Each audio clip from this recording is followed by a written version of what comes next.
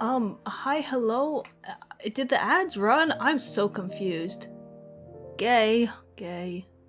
That's pretty gay. That's pretty gay of you to say gay. I'm not gonna lie, I did forget to play the combat parts in this game, so I'm just gonna do that real quick. You only got 4! What the fuck? How's that happen? Okay. If stream lags too much, I will have to close my YouTube tab because I'm dual streaming. What's my role for gay? Ah, thank you for the sub, for the resub. Is it a resub or is it just a sub? I don't know. Either way, appreciate it. Wow, I lower! What? How did I get a 3? Actually, everything is homophobic today. Everything is homophobic. I love yourself. Real. Real. 3 months? Damn. Damn. Why don't you have a badge? This month has been, yeah, for sure. It has been definitely extremely homophobic, which is crazy. How's your homophobic month been? Homophobic? Wow, no way, no way.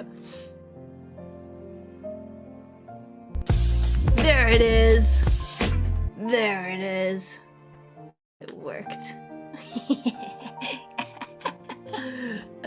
Oh, this game? Oh, this game. Guys, I'm just gonna do this real quick because I forgot about it and it'll be fast. Keep you know, keep on. I don't know. Hey, I don't want these cards. I'm with Zane. Actually, no, I do want these cards. Wait, no, I don't want these cards. Get off. Okay, I do want Silas though. Yippee! Because he's something. Oh, it doesn't even matter. It doesn't even matter. Whatever. They're working. Is there gameplay in this game? It's just man walking simulator. There's gameplay! Sort of. It's a visual novel where you fight sometimes. Where you go pew pew pew pew pew. See, I'll show you the pew pew pew. Although it cuts off on my screen a little, but don't worry about it. It's not much to see anyway. Pew pew pew. Pew pew. How's your day going? How's to get moving. Whoa. Take this. It's time to I don't like this gun. course. I don't like playing with this There's gun. plenty to go I around. actually only like playing with Raphael. No offense, Silas, but Stay on your toes. It's changing how it attacks. Watch out. no It's offense, don't but rush I'm in just used to that. Damn it. Why do they keep hitting me? carelessly. Not bad. Why do they keep Where are hitting you me? going? Take this. It's time to serve the next. Stop it! There's plenty to go around. Okay, it's fine. Bring it on. Yeah, what the fuck? Stop it! Silas. These guys are being really It can't homophobic. Watch out. Everything's being It's really gonna attack. homophobic. Take this. It's It's time late to at night, I'm serve so the drowsy and next so low. course. Ooh, There's plenty to go around. that's I'll nice. show you. Don't forget to breathe when you Everything went sleep. well. Please don't forget to breathe when you sleep. Although, it's not really up to you, is it? Anyway, I think I have like 2 more of this to do. Pew, pew, pew. Bloom and Blossom 143. Hello, welcome. Well, thank you for the follow. Is my follower count broken or something? Because hi. Oh, there it is. Okay, 390. Let's go. I think I've hit 390 like 3 times, and it's just been going down. So that's fun. We always love that. We always love it when things are unpredictable here. Hey, you know what I can do right now? I could take my clothes off.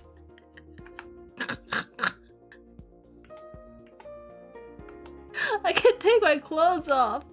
Because I'm so zoomed in. It's hot anyway.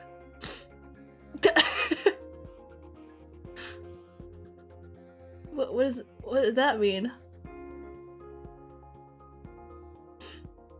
Anyway, I'm gonna do this. Y'all do whatever you're doing, I'm just doing this. I have tea, by the way. I always need tea when I do reading streams. And this is gonna be a lot of reading. Gotta do the bros, haven't you heard? For real! Do you have a fave in Low and Deepspace? My favorite Time to get moving. is Raphael.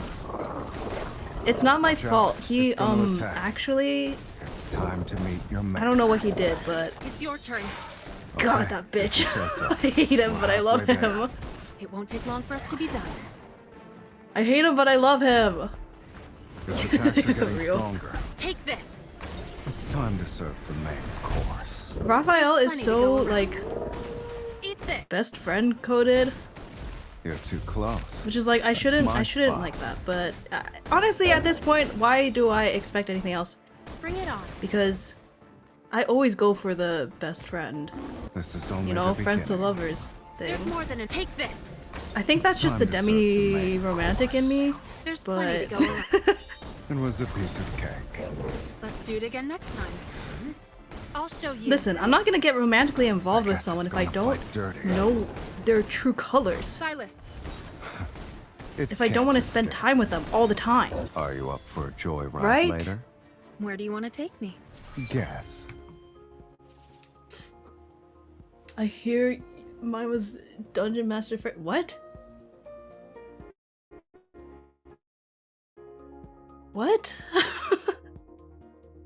What are you saying? This is the same thing all my demi friends say, and I agree. Right? I don't understand, Foxy. What does that mean? You was my don't. What?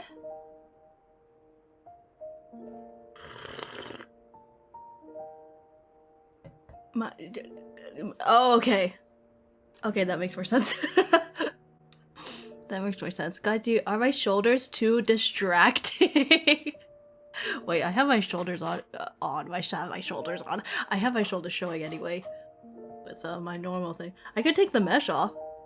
Now you can see my collarbone more. Oh no, scandalous. You know this. That's fair. Alright, next one, and then we're gonna go to the story part of this. I promise. I promise! I promise! God, he does not have any red stuff. I mean, he is red, but he has no red cards! Why is he red? Why is he a red character without any red cards? Personally, a Zane girly? Oh my god. I do love Zane. Well, he's like the... He's like in my lower rank, but I do appreciate that man very much. Oh, my redeems are on. Hang on. I opened up Mix It Up and then just didn't log in. Sorry. Just log in. Go. Oh my god, took so long. Okay. It should work now. Guess I can't polish a turd. Hey, why are you calling me a turd? What the This be hell? exciting. Oh, I love this deer thing. It's really easy to fight. Watch me say that and then get fucking Are you prepared to keep up with me? bamboozled. You're the one who should. That's not the right word, but it sounds like it's the right Silas. word, so sometimes I say the It words can't escape. This just is because they only sound like the right beginning. word, but they don't There's actually more have the than right enough to meaning. get our fill. You know what I mean? I feel like bamboozled could be... What the Rushing fuck? Carelessly. Could Damn it. be a word used for many occasions. Yeah. Take this. It's time to serve the main course. There's plenty to go around. There's plenty to go halfway there. around. It won't take long for us to be done. By the way, is Eat this this. sound too loud to the game, or I have My not turn. checked? My turn. Take this. Dang, did you It's hear his time to serve grunt? the main course. It's There's time to plenty to go serve the around. main course. Get down here! Don't be shy when using me. When using you, sir! It can't escape. Don't rush in that was rude. carelessly. That Damn was it. stupid. I I You didn't won't do that. escape. It's time for an energy storm. I can't with the fucking animation. Everything to the ground. So fucking Work again. stupid. With you here, I only need one plan. Too loud, you can't hear the husband. Oh, I'm sorry, I'll shut up for the rest of the stream.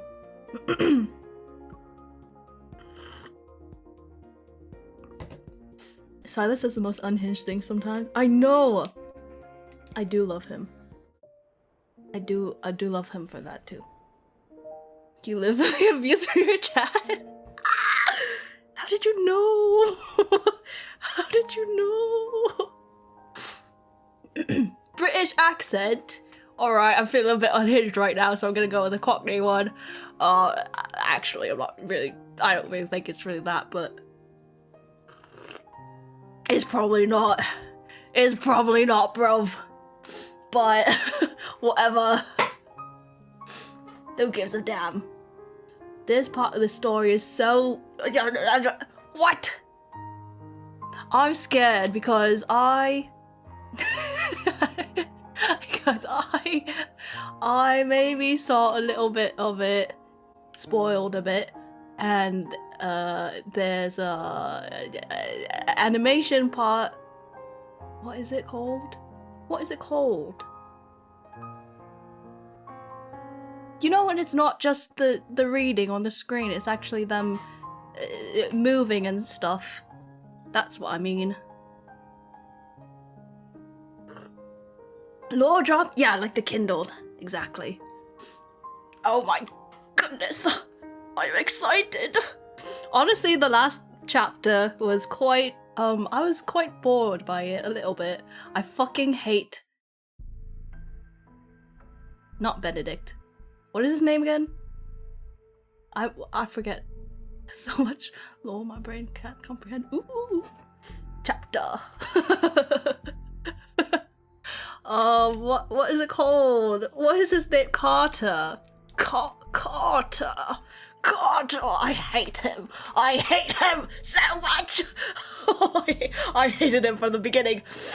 I am number 1 Carter hater. Fun fact with a British accent. Alright, fun fact.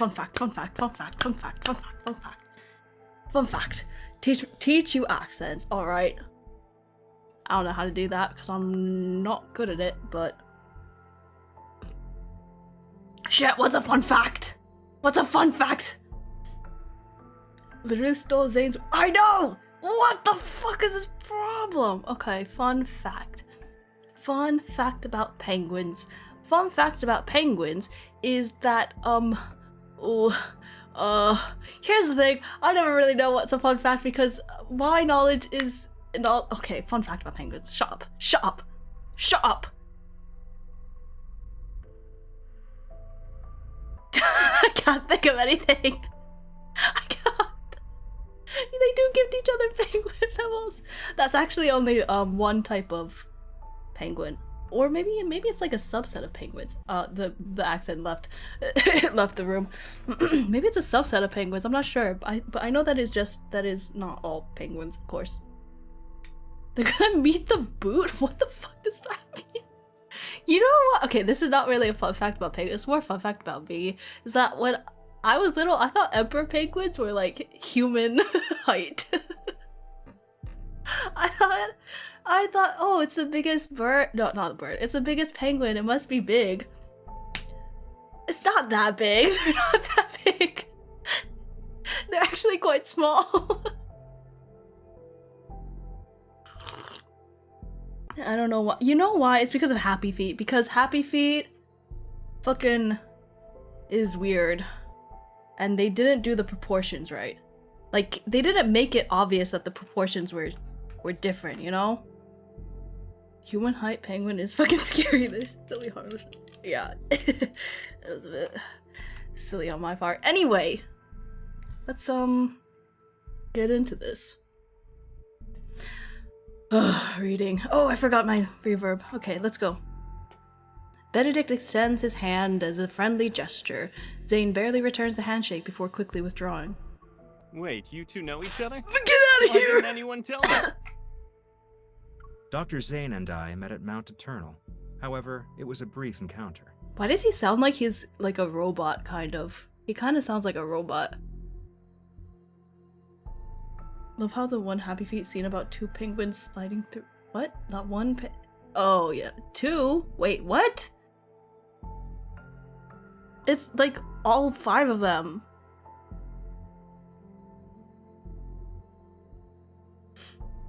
These 2 out here, OMG. Is he Carter? The other guy's Carter. Fuck Carter. I remember. I didn't expect us to meet again here. Damn! When Benedict is introduced, I learned that he was once a distinguished doctor. He served as a mentor for a group of new recruits during the Battle of Mount Eternal. However, he withdrew from the position at the halfway point for personal reasons. We're not officially open to the public yet, but this sanatorium has already become the preferred choice for many patients. As the director, I'm truly grateful that everyone has embraced the philosophy of the Fountain of Ite. How does that work?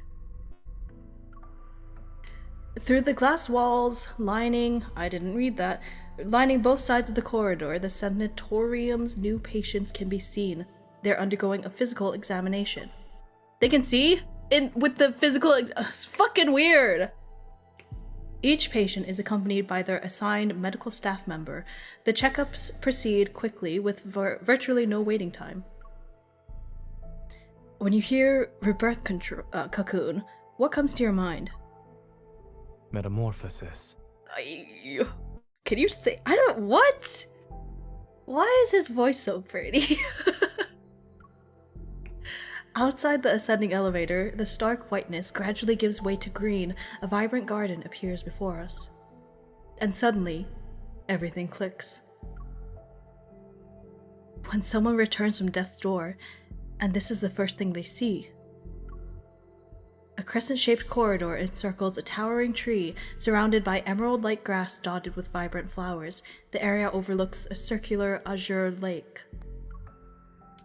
They'd feel like they've been given a second chance at life. To be frank, we need Dr. Zane's help to improve our experiment's success rate. He speaks as if he's discussing statistics rather than matters of life and death.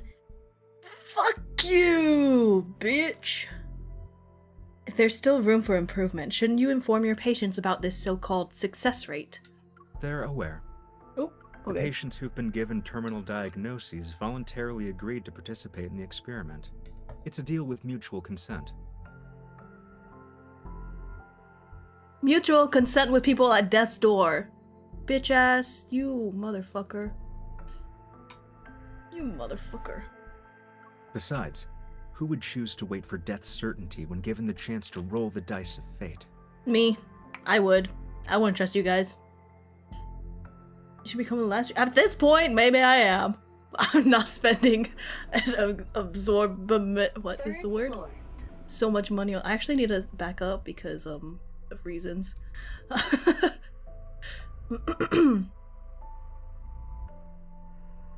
Be popular in the community.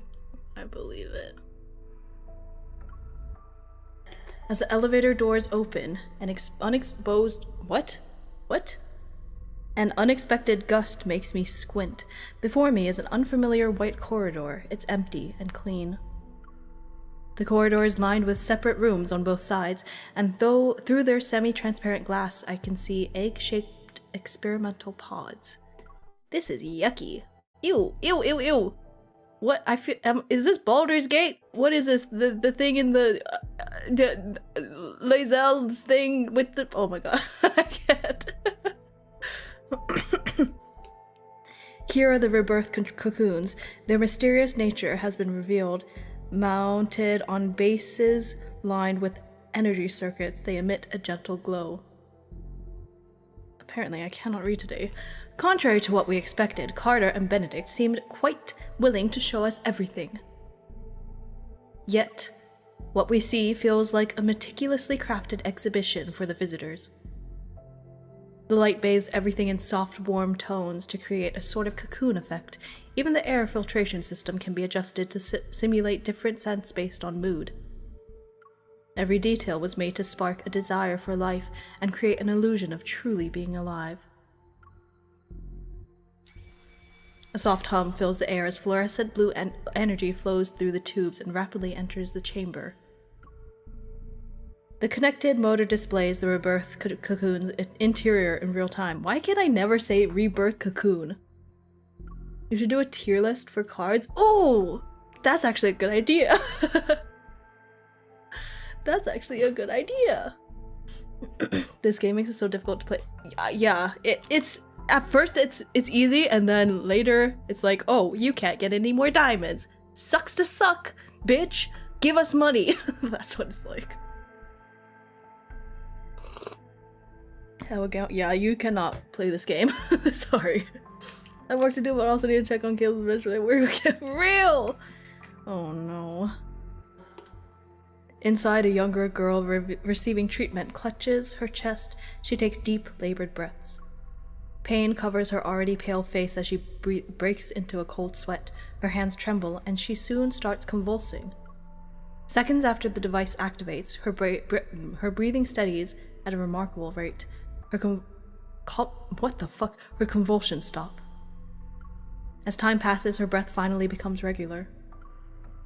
Exhausted, she closes her eyes and seemingly drifts into a deep, dreamless slumber. The video feed sparkles with light as text appears to indicate the treatment is complete. Benedict presses a button on the wall, and the treatment room's smart glass returns to its opaque, milky white state. Oh shit. Dr. Zane, They got these fogging should glass. interest you the most. Oh, sorry. Watch you play, yeah. Still upset with info for Nikki, so yeah. It's just they know that they can get money this way, so they do it. You the money hungry, greedy motherfuckers. The treatment consists of 7 sessions. Patients show significant improvement in health indicators after each one. Whoa, what? He hands over a document that contains experimental data from several test subjects. Zane's gaze lingers on the first page for half a second before turning to Carter, who's standing to the side with a self-satisfied look. I won't be sugarcoating anything. Your experiment has failed to meet its objectives. You've lost control of the cellular mutation process. I love him! You could have used a little bit of sugar. Why? For you? You deserve salt. You deserve salt and vinegar in your eyes. Fuck you. This bitch. Oh my god. I love him. Zane, the rebirth cocoon is our most successful experimental product to date. But it's still experimental. Our ultimate goal is to achieve humanity's perfect form through genetic and cellular reconstruction. This guy! He's trying to do eugenics! Bro, you can't do that! You can't! That's not how this works! Without a hint of emotion, Zane glances at him, then he taps the data success rate column with his knuckle. Tell him, baby. These numbers are far from perfect. Yeah! Someone's using his expertise well. As the creator of XArt, I can tell you that your so-called success merely uses the existing technology to temporarily delay the disease's progression. And if it fails, there's a likely chance that the patients will transform. Then they'll begin to turn into wanderers. Every treatment carries risks. If we only relied on your safe methods, then... Oh, Zane closes the files and hands them back to Benedict. His expression remains calm throughout the exchange. I love him so much. Carter isn't a qualified doctor, he stole it. Yeah, he did. Carter cares more about fame and recognition than anyone else. Yep. Of course. I understand you're challenging the impossible. That's why I decided to join. I enjoy challenging the impossible. He's gonna fuck shit up! Yeah! Oh, I'm so ready. I'm so ready to take these bitches down. As they continue their thoughtful verbal sparring, my gaze is drawn to the curved floor-to-ceiling window beside us.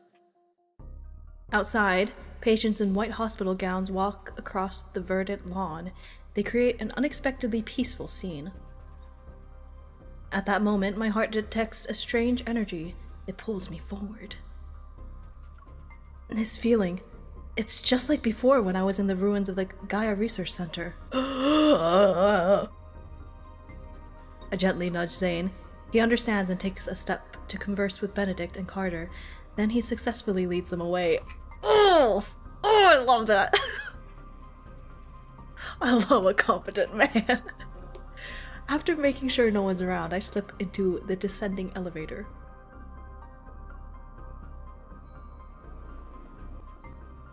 You're not allowed in there, miss. Me. Shut up. Oh, God.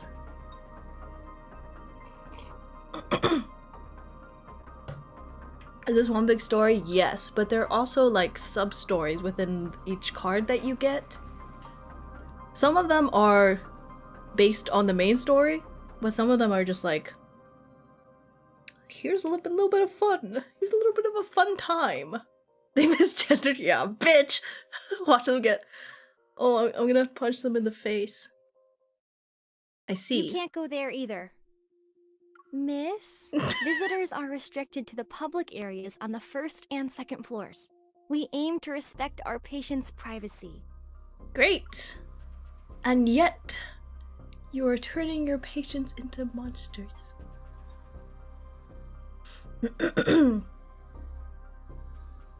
Ever truly believes that sacrificing human lives to reach ultimate form of humanity and immortality is the right thing to do, but Zane believes that without death, life loses its value and therefore cannot be challenged. Yes. And Zane, as we all know, is always right. Except when it comes to sugar. But morally, yes. I turn to meet the receptionist's polite yet wary gaze and nod. Alright then, I'll head back. It was that way, right? I point to a spot in the distance. Confused, the receptionist turns to look, and I prepare to make my escape. I really said, look over there! Oh, what happened? I'm yanked by something? The faint energy I sensed disappears. Oh. Damn, that was just the first one? Okay.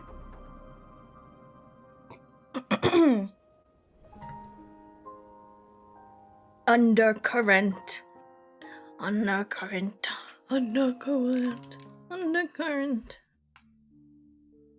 the hallway, this receptionist has finally noticed my disappearance and is looking everywhere for me. The sliding door closes. I turn around cautiously, only to find myself face to face with someone familiar. You're the young lady who accompanied Dr. Zane. Hello, Kareen. Miss Kareen. Allow me to properly introduce myself. I'm Karen, a patient with Protocore syndrome. You spell your name Karin and not pronounce it Kareen. You just pronounce it Karen? Why are you so stupid? I hate this game. I hate this game. This part is sad. Oh no. Oh, you're a patient? Wait, what? A sliver of light from the outside filters through the Venetian blinds. It illuminates her gentle features. She extends her hand, thin yet steady, towards me. I politely return her handshake. I know you and Dr. Zane are here to investigate the Fountain of Vitae, or rather, the Rebirth Cocoon. What you gonna do about it? However, the press conference for it is coming up, and you're not the only ones keeping an eye on things.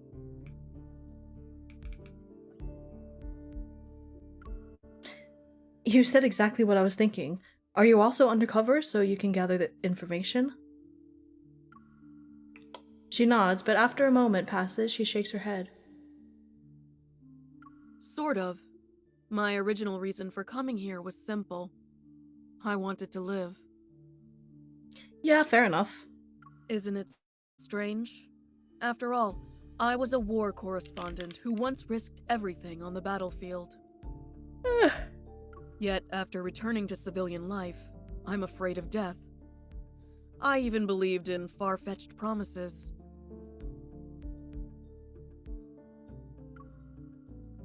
When it comes to matters of life and death, I have no right to judge, let alone interfere with others' choices. And I also wondered, if I were a patient, would I pin my hopes on this experiment despite knowing full well how absurd it is? I wouldn't. I would not, just because on the basis of eugenics. What? Just that's it. But I hesitate, unsure if I should reveal what I know. You want to say that this experiment is turning people into monsters. Those things called the Alterum. I was there during the Battle of Mount Eternal. I saw people transform into monsters with my own eyes. Whether you're trying to stop it or investigate it, 2 people won't be enough to treat this as a simple matter. We'll see about that. She turns around and opens a drawer. She takes out a small, elegant notebook and hands it to me. This may seem sudden, but I need your help. And I believe you might need mine as well. Stop. It'll be necessary to prevent this press conference from taking place. Pharma. But why would you... Questions fled my mind, but I can't find the right one to ask. As it stands, I'm their most successful test subject. That visitor just disappeared around here. Hide under the bed! The receptionist I managed to shake off earlier hurries towards us. Karen responds with a slight smile. Take this with you. When you get out, tell them you saw the patient in room A107 faint. You were just escorting me back to my room. Smart. I understand. Thank you. Smart. The lion's meat sword how did you is end too up long here? for a Is mute. there Shut anything the I can help fuck you up! I hate you. I hate you. No, you can't help me. The patient in room A107 just collapsed. You should check on her. While skeptical, the receptionist quickly summons doctors and nurses. The quick response suggests Karen's presence carries a special weight here. For my first visit to the sanatorium, uncovering these crucial leads is more than I could have hoped for. As for those secrets that lie deeper in the shroud of mystery, and finding a way to stop Carter and Benedict's plans, that will take more time. I wonder how Zane is doing. I should act like I don't know anything when I meet up with him. Pushing these thoughts aside, I carefully hide my notebook on my person and before heading toward the main white building. Zane! Where you been, buddy? As the tour is about to end, Carter is once again urgently called away by his assistants. As the creator of Exhart, Good. seeing your technology destroyed because of a momentary lapse in judgment. Do you feel regret or disbelief? I had imagined both reactions. Yet I see Momentary wonder on your lapse of face. judgment? What's your excuse for having not even a momentary lapse of just having a lapse of judgment your entire fucking life? Idiot. Benedict. Stupid name. Sorry to any You Benedicts must have out been there, away but from the you know operating it's, room for it's too kind of a long, stupid Mr. name. Benedict. You seem to have forgotten that showing emotions on one's face is the most ill-advisable thing a doctor can do.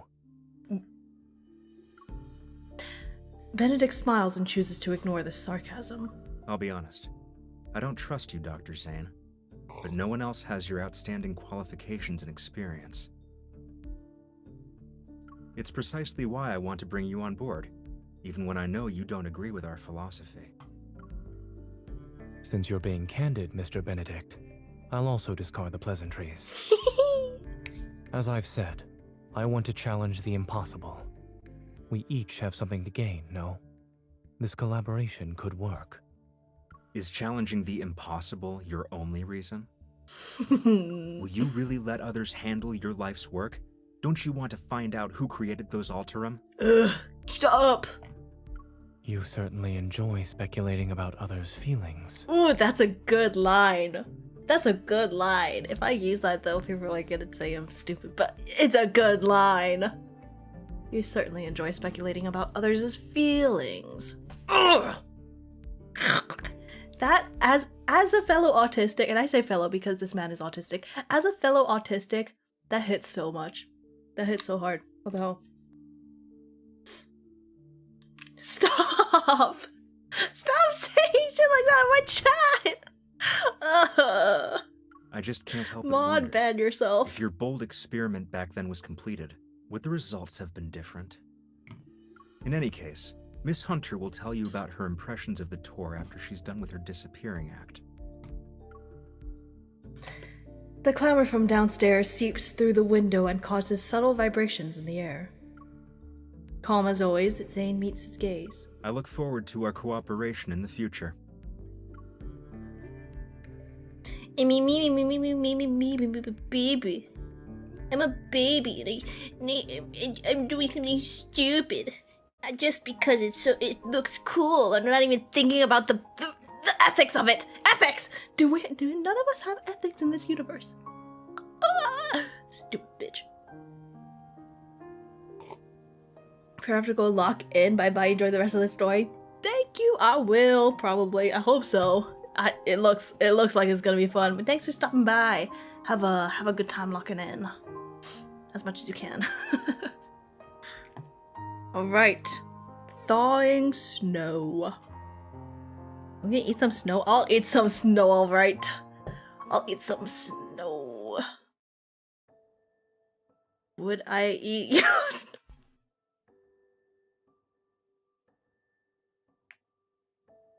Listen, if it's from Zane, I'll do anything he wants.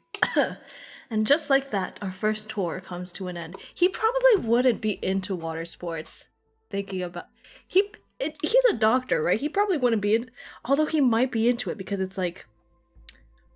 Oh, it's taboo, you know? I don't want to talk about water sports. I'm going to use a Raphael meme which says, "Can you lock the fuck back into game?" Oh, I need that meme.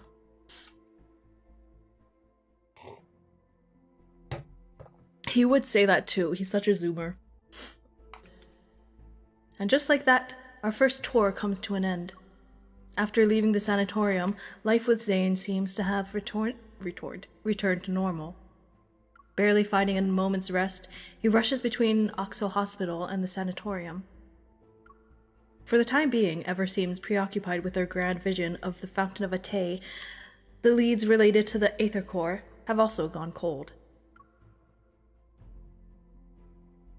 Meanwhile, Protocore syndrome cases are multiplying at an incredible rate. Oxo Hospital's emergency room is constantly overwhelmed. Medical teams worldwide continue to test new treatments, but the results remain disappointingly ineffective. It's as if a deity somewhere in the cosmos, and uncertain about the world's fate, keeps listlessly rolling the dice again and again.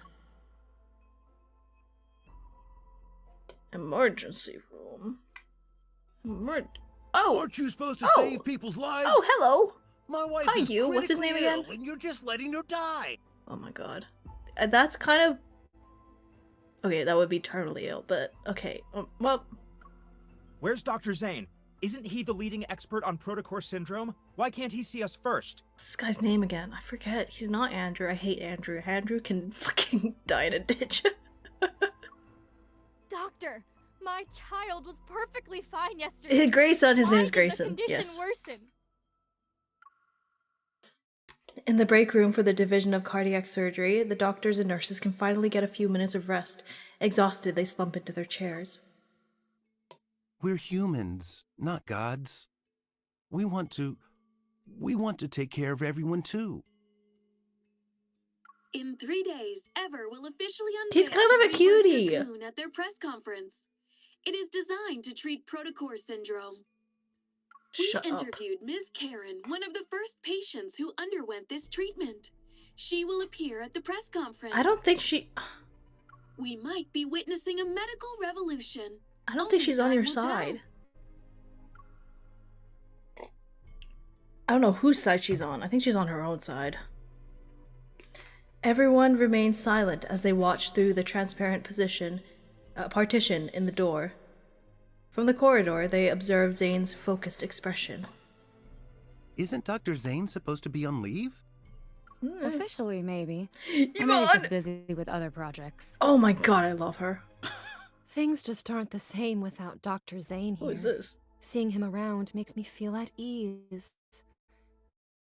It doesn't matter how exhausted I am. Damn, they stopped making NPCs in the first half of this game. Yvonne lets out a deep sigh and turns to open the storage cabinet. With practiced ease, she breaks 2 dietary glucose sticks to hand out to her colleagues behind her. Let's eat these and give it our all. Yvonne! You're an NPC and you're still there? What do you mean? Me an NPC? What? I'm not I'm MC. Honestly, I'd be glad to be an NPC. As long as I could be with MC, like, I would love to be a love interest. Because I love MC so much. Will he turn into a monster? Oh, what's going on? Hey, can we lock the fuck in? No. Really? Will from the bed next to me said these crystals will eat us and turn us into big monsters. No, he's gonna kill you before you're able to become a monster. Dr. Zane, I'd like to process my child's discharge papers. If you could... Discharge.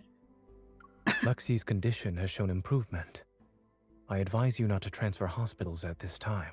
Don't go to that fuck-ass everything. What is it called again? The sanatorium. Don't go there. If I was an NPC, I would make a tragedy for MC. Why would you do that? What? You would make it a tragedy and then you'd be comforted? Oh, that's fucked up. But You're the bad guy. You're the monster. Ever has a new treatment.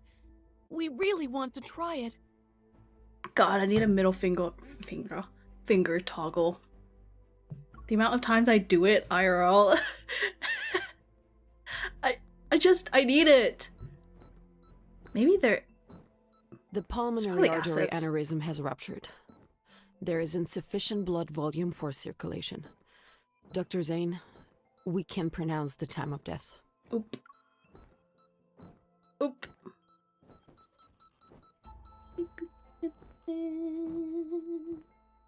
Who died? Who died? Oh, he's sad.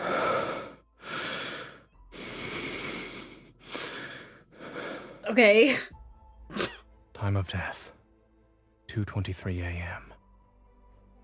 Notify the family. Was that the same girl he was talking to? That's pretty sad. That's pretty fucking sad. Oh shit, we're getting Zane POV. Let's go! No, are we not? Wait, let me see. Using the wall to support himself, a teenager in a warm green hoodie staggers along. He stops to catch his breath after each step. Every organ feels twisted and turned inside out. His nerves scream from the agony and pain. They threaten to rob him of his strength to stand. This was me 2 days ago. His vision blurs as he collapses against the wall. His arms shake uncontrollably as he tries to brace himself. Something races beneath his skin. I'm not a monster. I don't want to become a monster. So what if I'm the monster?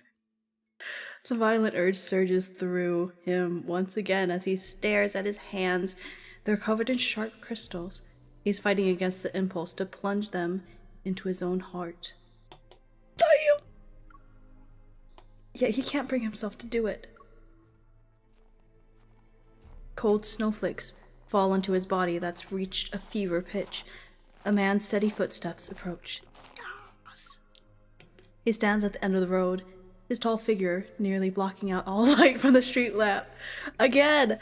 Do do do do do do do do do do do do. Na na na na na na na na na na na na na. Na, na, na, na, na, na. I should learn the lyrics to that song so that I can sing it, actually.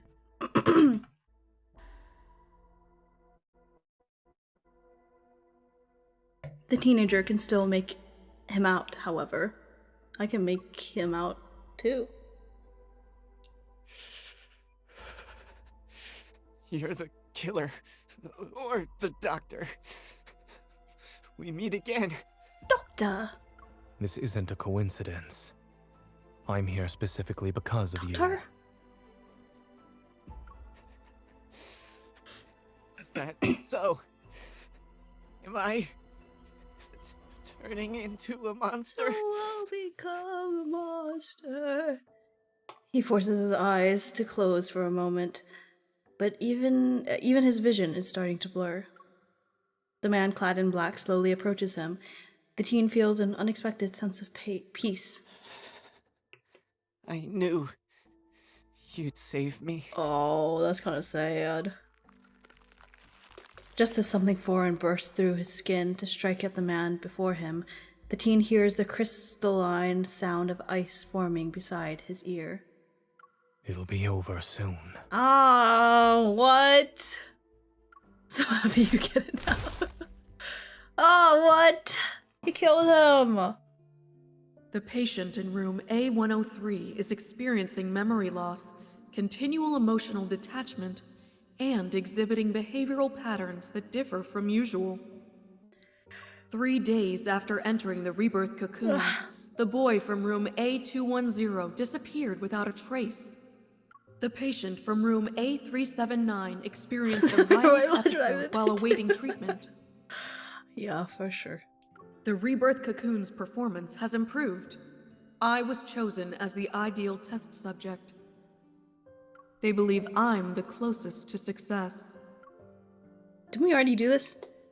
The notes Karen gave me consist almost entirely of observation reports on other test subjects.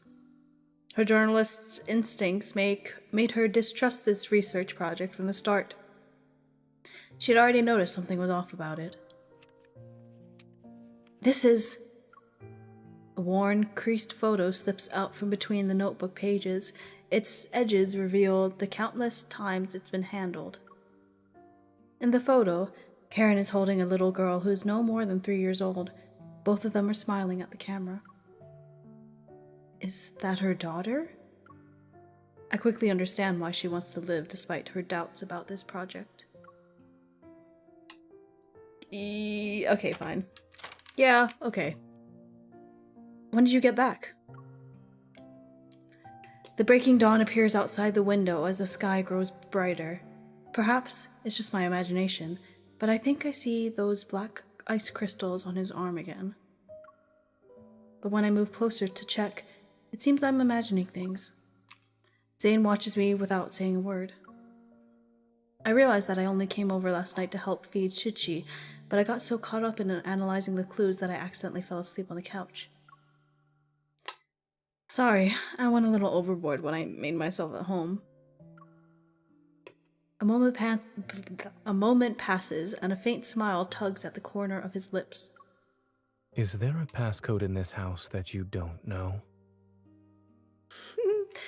I clear my throat and hand him the notebook. I try to prevent us from getting sidetracked. In any case, I believe Karen is our best lead right now. Recently, Ever has made a public announcement about their best test subject who will make an appearance at the press conference. Unlike those big spenders and socialites, Karen has a positive, approachable image. She also has a good reputation in the eyes of the general public. They're trying to use her to build public support and convince more people to believe in their cause. By giving me these notes, she probably hopes I'll help her stop the press conference, or even put an end to the project altogether. So I thought, for a while I've been talking to myself, and then...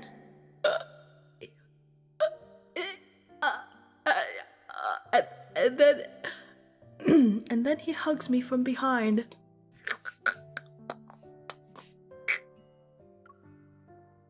Zane? Yes. I'm listening.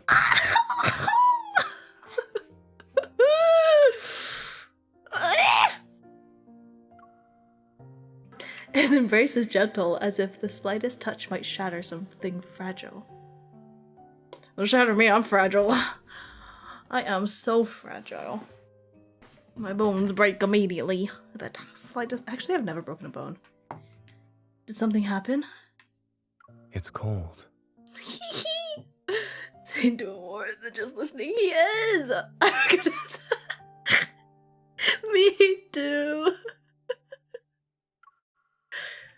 To think someone who's like snow could feel chilly. I pause before turning around to embrace him. I'll embrace him alright. What's wrong? I'll stop talking about Ever. But if you're really tired, please make sure you rest properly. Will you do that for me? MC!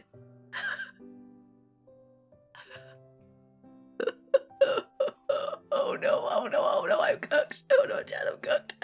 Oh, dislocate your hand just by holding it. Oh, you're not wrong. Countdown. Y'all ever heard of the comic Countdown to Countdown? It's so good, and go read it. And it's by my favorite artist. I never fucking remember their handle, but I know their name. It kind of feels disrespectful to say their full name. Vilix, something like that. You've always been cooked? I did just cook earlier. I made spaghetti. I made spaghetti bolognese. Anyway, read Countdown to Countdown. I have so many chapters to chapters? I don't know. To catch up on. There are less than 36 hours remaining until the press conference for the Fountain of Atay. Before returning to the sanatorium to stop it, Zane and I quickly come up with a plan. I need to approach Miss Karen again to figure out a surefire way. Meanwhile, Zane, who already has connected with the core researchers, will cover for me. Whether it's disease, wanderers, or the Alterum, they all stem from humanity's instinctive fear of things beyond their control. Hang on, let me adjust the mic. It's too far away from me, and I'm being silly with it, okay? The deeper this fear takes root, the more likely people are to mistake absurdity for miracles. Ooh. And whenever appears as their savior, they will gain a congregation of devoted followers. Zane, the energy source I detected wasn't my imagination. I'm still not confident in utilizing the spatium core, but another visit might help us discover something new.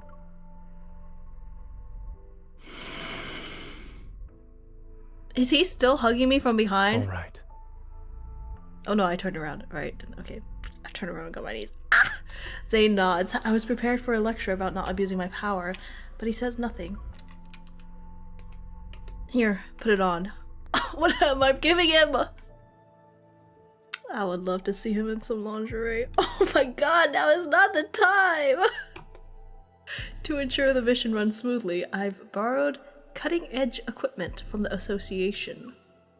The state-of-the-art invisible earpiece, modified by engineering prodigy Simone, is now no bigger than a grain of rice. I knew I loved Simone for a reason.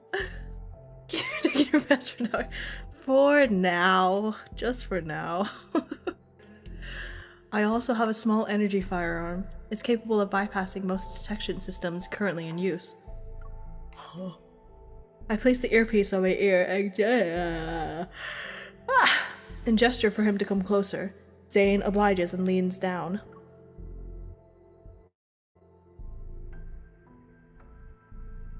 Eep. One cough to turn the mic on, two coughs to turn it off, and tap to adjust the volume. Cough? That's bad for someone like me that's always coughing. Thank you. Mwah. I'm not sure why you're being so polite, but... As soon as the comms channel opens, deafening audio feedback blasts my eardrums. I clutch my ears in pain. I stagger back, and just before Shichi's mischievous attempt to trip me succeeds, Zane catches me by the wrist. Is it my turn now? Is it actually my turn now? He can't help but laugh. This is the first time in days that I've seen genuine joy in Zane's expression. It's my turn! Me? It's me! I frantically clap my hand over his mouth. Why would you do that? MC! Wait until I adjust the volume before you speak. Oh, okay, that's why. I can feel his smile widening beneath my fingers as I use my other hand to adjust the earpiece. I'll have other things widening beneath my fingers. Sound check. Zane, say something. That's not a word, but okay, you can do that again.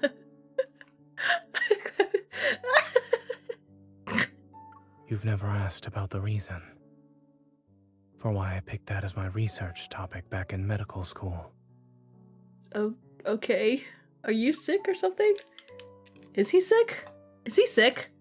I know Xavier's sick. He remains close to me, his breath warm against my ear. It's almost like I can hear his heartbeat. The path of medicine is a noble pursuit, Dr. Zane. You strive for academic excellence. You also want to fight a meaningful purpose in life. Find a meaningful purpose. It's a good guess. Back then, when you decided to destroy what could have been the world-changing discovery, a world-changing discovery, didn't you hesitate? Correct. It's the kind of honor most people would cherish for a lifetime, yet he seems genuinely unbothered by it. Zane must have chosen to stop the experiment because he foresaw the consequences of its potential misuse. I had considered including your name in the acknowledgments of my paper. I nod as I secure my firearm to the holster strapped to my thigh. Then I double-check my equipment. I got a strap, I got my other strap. Okay, no. Uh-huh. You only thought about it? You didn't actually do it? It wouldn't have been right for our names to appear on the same piece of paper without your permission. God, he's so hot. Before I can process the meaning behind his words, a rustling sound suddenly comes from the window. A piece of bean-shaped ruby chocolate falls. What? Clattering, it rolls to my feet. I look up to see the last piece of chocolate snack from the cabinet has been taken down and torn open on the floor. Shuchi, you can't eat that! Shuchi, no! Shuchi lifts his face from the snack package, which is bigger than his head, and licks the chocolate residue off his nose. I know you're not actually a dog, but like, I don't think that's good for any animal. Oh my goodness. Wait, what did you eat? My body moves before my mind can catch up. I quickly pick up Shichi and check the empty package. You ate all the chocolate? Animals aren't supposed to eat that! Do we have to take Shichi to the vet? But how? What are they gonna do with this creature? They don't know how to diagnose this creature. Oh my god, we gotta put him on what is it called? They gotta keep him overnight. Oh my god. Shichi. That's real. They gotta empty his tummy. Then give him an IV. Keep him overnight. Oh no. As noon approaches, the car enters the sanatorium parking lot. We're not caring at all about Shichi eating all that chocolate? Okay, I see how it is. Since Zane holds an internal role here, he's been granted limited clearance to the facility. I plan to slip in while he keeps the receptionist distracted. Safety first. Uh-huh, sure. You too. He doesn't look back when he leaves, but he subtly raises his hand for a quick high five as our positions shield it from view. With my biosignature concealed, the omnipresent security camera's scan doesn't trigger anything. Their red indicators blink before moving on. Why would you do that? Actually, why would you? Actually, why would you do that? Oh my god, I haven't done this in so long. You're not gonna like this. I don't know why you want me to. You just want me to cringe at myself. That is what's happening. Oh my god.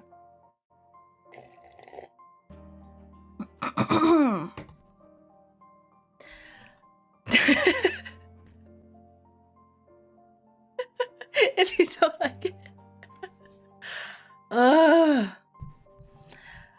I haven't done this in so long. I'm so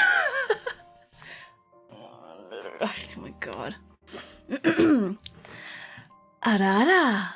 There, have fun with that. Fuck you. Fuck you. Dimitri might be crazy, but I have to admit the ID camouflage chip he gave me is really useful.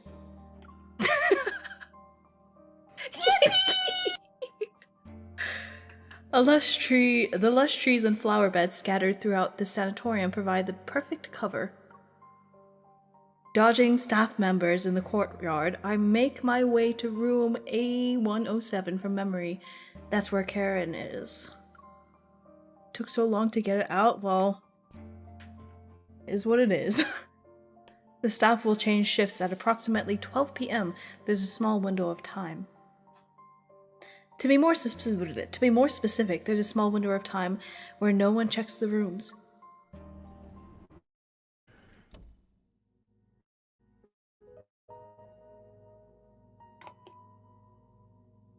He seems the kind of person that would take a while to get. Hey! What does that mean?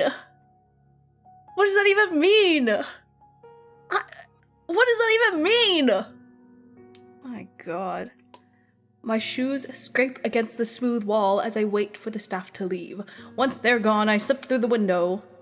Don't lol me! What does it mean? Explain yourself! Karen's eyes widen slightly at my entrance, but she remains quiet. Sorry, with the press conference coming up, that they tightened security. I could only use this method to visit. I expected as much. You're clever for figuring out how to find the perfect moment. I understood the message you sent when you gave me those notes. That's why I'm here. Are you really going to give up? If we take this chance, you might actually have a shot at making a full recovery. Karen shakes her head. After surviving so many close calls on the battlefield, I'd say death has already been more than generous. She reveals a peaceful smile and looks at the sunlight streaming through the window. When I first entered the cocoon, I dreamed. And in that dream, I had made a full recovery. I got to watch my daughter grow up. I was there for every important moment of her life.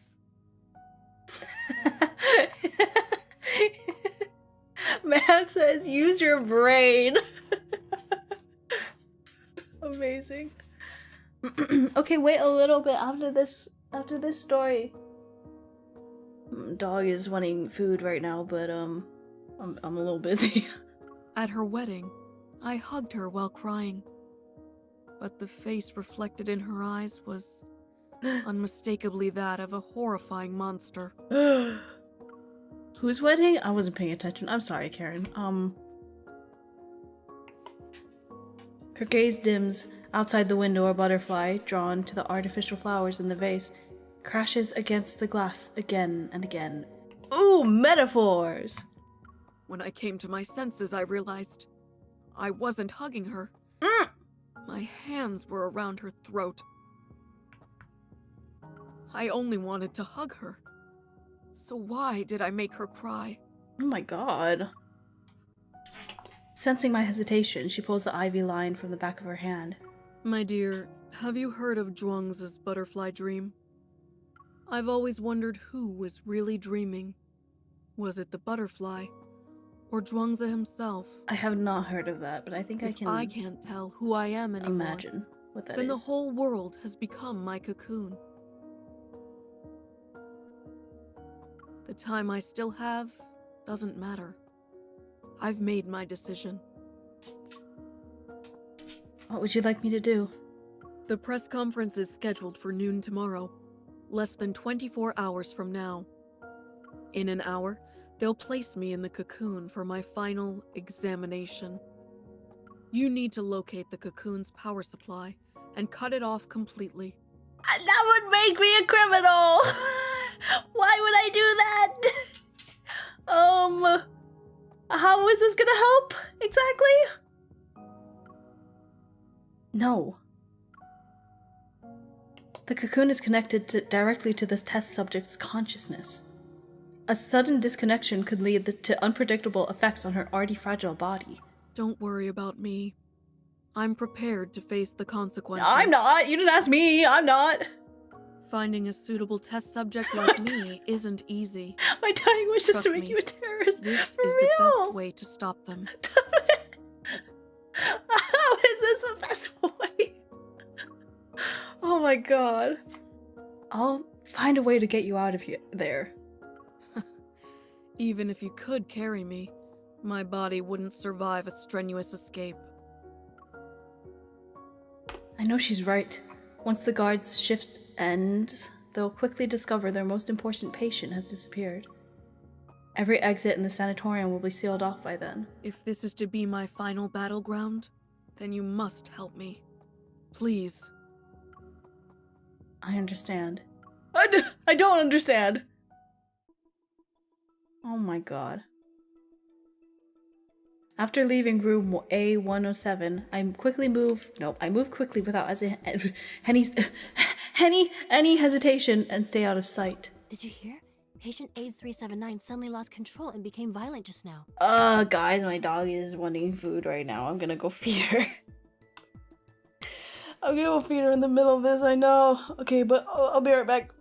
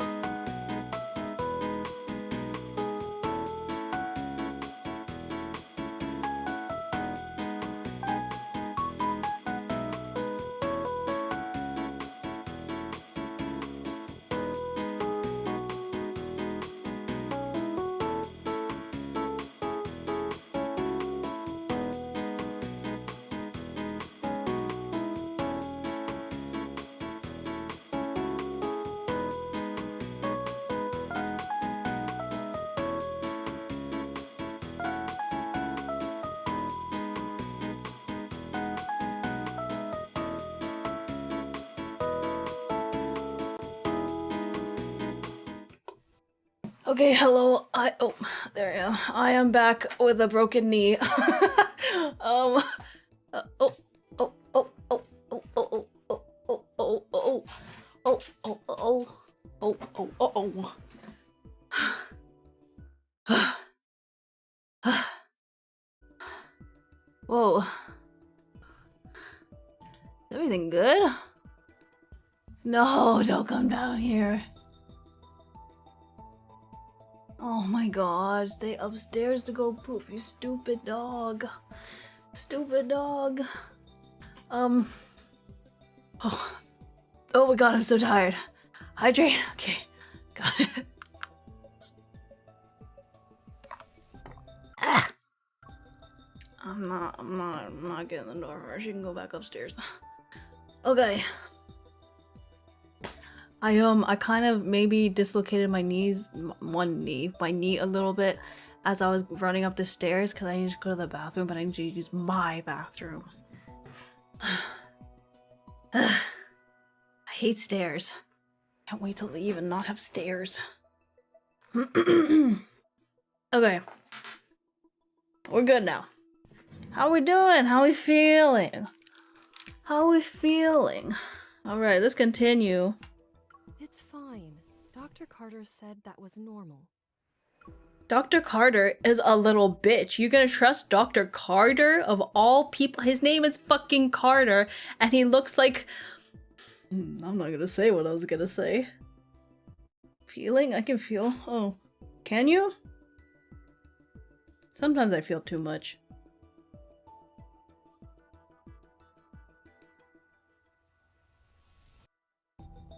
I took him down! What, did I knock him out? Oh, that's so good. Oh, did I just mute myself on accident? Oops. My bad.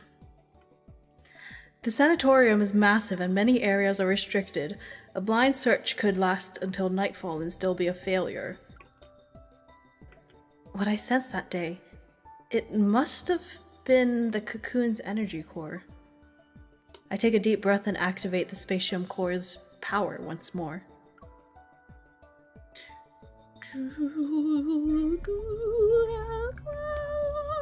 My vision ripples and expands like waves. A faint energy trail leads me forward like a guiding thread. My drifting consciousness slowly seeps back through the sanatorium's public areas, the garden, and through each patient's room. If I could just find the energy control hub. Following the faint energy pulse, I find myself at the end of the corridor that connects the public area to the garden. There's a door almost seamlessly integrated into the wall. Without hesitation, I push it open. Whoa! A large, enclosed space gradually reveals itself. Behind this door lies an unexpectedly serene forest. Strange. There are no guards present. Only an unsettling silence hangs in the air. My watch hasn't sounded any alarms, and there are no detectable signs of biological activity among the vegetation. The energy source's pull grows stronger as it tugs at the power flowing within me. It's as if I'm being guided in a specific direction.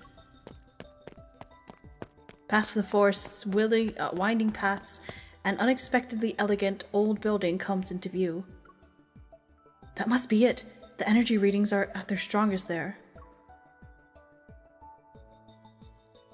La la la. Oh. La la la la la la la. La la la la la. Trustworthy colleague. That's Zane, right? That's Zane. That Zane's the only one I can trust. I can't even trust Raphael half the time. That guy, you can't trust him.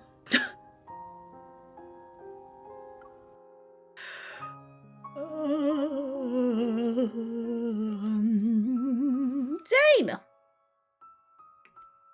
With Zane's help these past few days, the Cocoon's data and performance have shown improvement. Carter is in high spirits. He genuinely believes his junior has switched to the dark side. No, has finally seen the light. I remember you were sitting right next to me when we talked for the first time. Do you want to join my research team? He's so ugly. Before that, we all thought you were just some stuck-up child prodigy. Him? Yeah, you're Dr. talking Noah to... used to say that one person can go fast, but a group can go far. Besides, your theoretical research was undeniably superior. He's... Zane's being a little bit of a bitch right now. A look of surprise appears on Carter's face.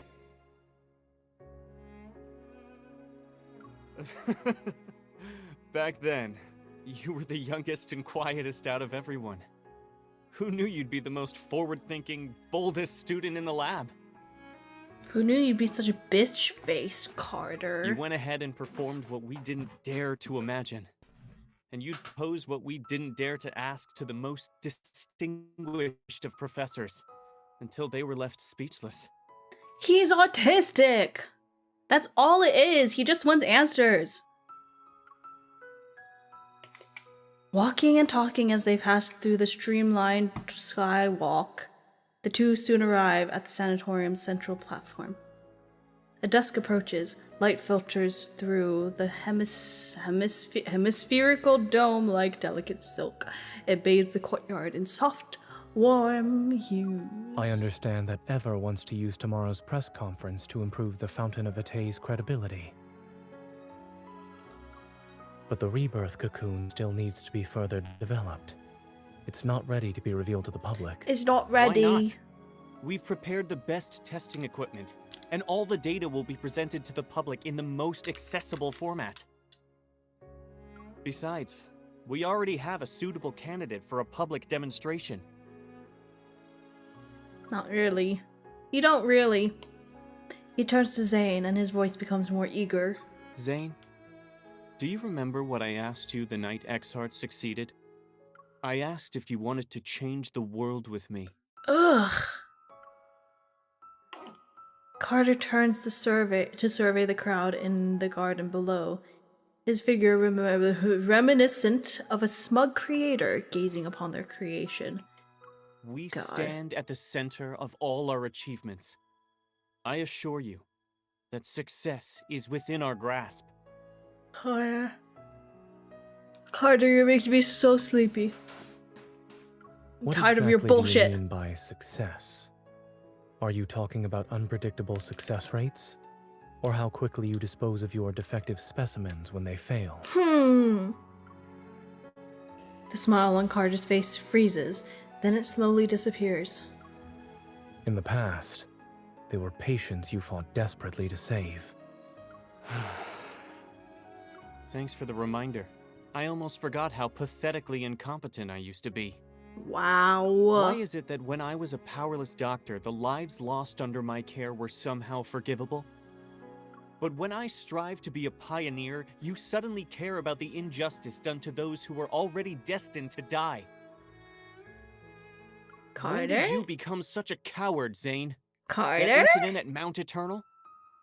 I'm gonna need you to shut the fuck up. Let me rephrase that. You should rephrase always everything you've been better at saying. confronting death compared to me. Carter? Watch your fucking back. Watch your back, buddy. An uncontrollable impulse surges within him. Fortunately, a voice comes through his earpiece and pulls him back to reality. Zane, I found the location with the strongest energy signatures. Just in case, if you can get clearance from either Carter or Benedict. Zane composes himself, discreetly tapping the area near his ear as acknowledgement. He looks at Carter. Pressing a finger against his chest, Carter's icy stare lands on Zane. His mocking tone from earlier vanishes. The heart beating in my chest belongs to someone else. I can't live an insignificant life.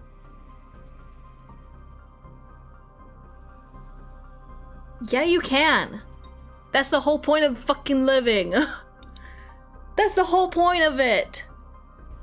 Zane, I understand the meaning of death far better than you do. Mm-hmm. If these sacrifices are necessary, wow, then so be it. We're about to solve humanity's greatest dilemma, and you're still too young Yeah, baby! Yes! Zane, take him out! And by out, I mean like dead, not like on a date. His limbs are forcefully frozen to the wall. The surveillance camera freezes just as they turn, and the red indicators go dark. You? Zane, you dare to freeze me? Wow. The statute of limitations hasn't expired yet for your academic plagiarism. Oh, shit! Oh, shit, Zane, you tell him. Carter's briefly freed hand is sealed in ice once again, and his frantic struggling is frozen at an awkward, rigid pose. You can't be serious. You're bringing this up now? The end justifies the means. Let me go! Boy, you should die. It was a joke. But I need you to stay still for a while, Carter. Ooh! Oh! Maybe I should get on Zane's bad side. Holy shit. Are you to destroy the cocoon or cut off its power supply? The sanatorium has 6 independent operating systems. Pulling the plug won't be possible. If this place allows someone with malicious intent like me to freely come and go, then that just shows how confident all of you are. What are you actually trying to do? Carter glares at him. His junior pauses thoughtfully before calmly shaking his head. I won't tell you this time, Carter. Ooh! I have a more trustworthy colleague to work with now. Yeah, bitch, that's me! That's me! That's me! That's me! That's me! Suck it, Carter! Fuck you! Come here alone this time. What's that girl up to? Oh, okay. This is murder! You're taking away these patients' only chance at survival! Zane, you ungrateful traitor! You might be smart, but you're weak and short-sighted. Security! Oh, hell yeah! Oh, hell yeah! Oh shit, I didn't read that. Another layer of ice to go his mouth shut. Conversations, since no one would disturb us. I'm afraid you'll have to stay frozen for a while. Oh, so sad. Oh, so sad. Carter, you're not doing this to save lives. Nor are you doing it to save humanity. Everything you've done is to merely fill the emptiness and soothe the fear you have when confronting death. Zane takes out a palm-sized access card from Carter's pocket. Zane's gaze doesn't meet his. It lands on Carter's heart. Oh, I'm sorry, instead. I doubt the heart's donor wants it beating in the chest of an executioner. Oof.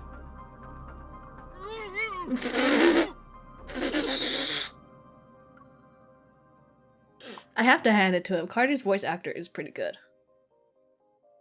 He's doing a pretty good job.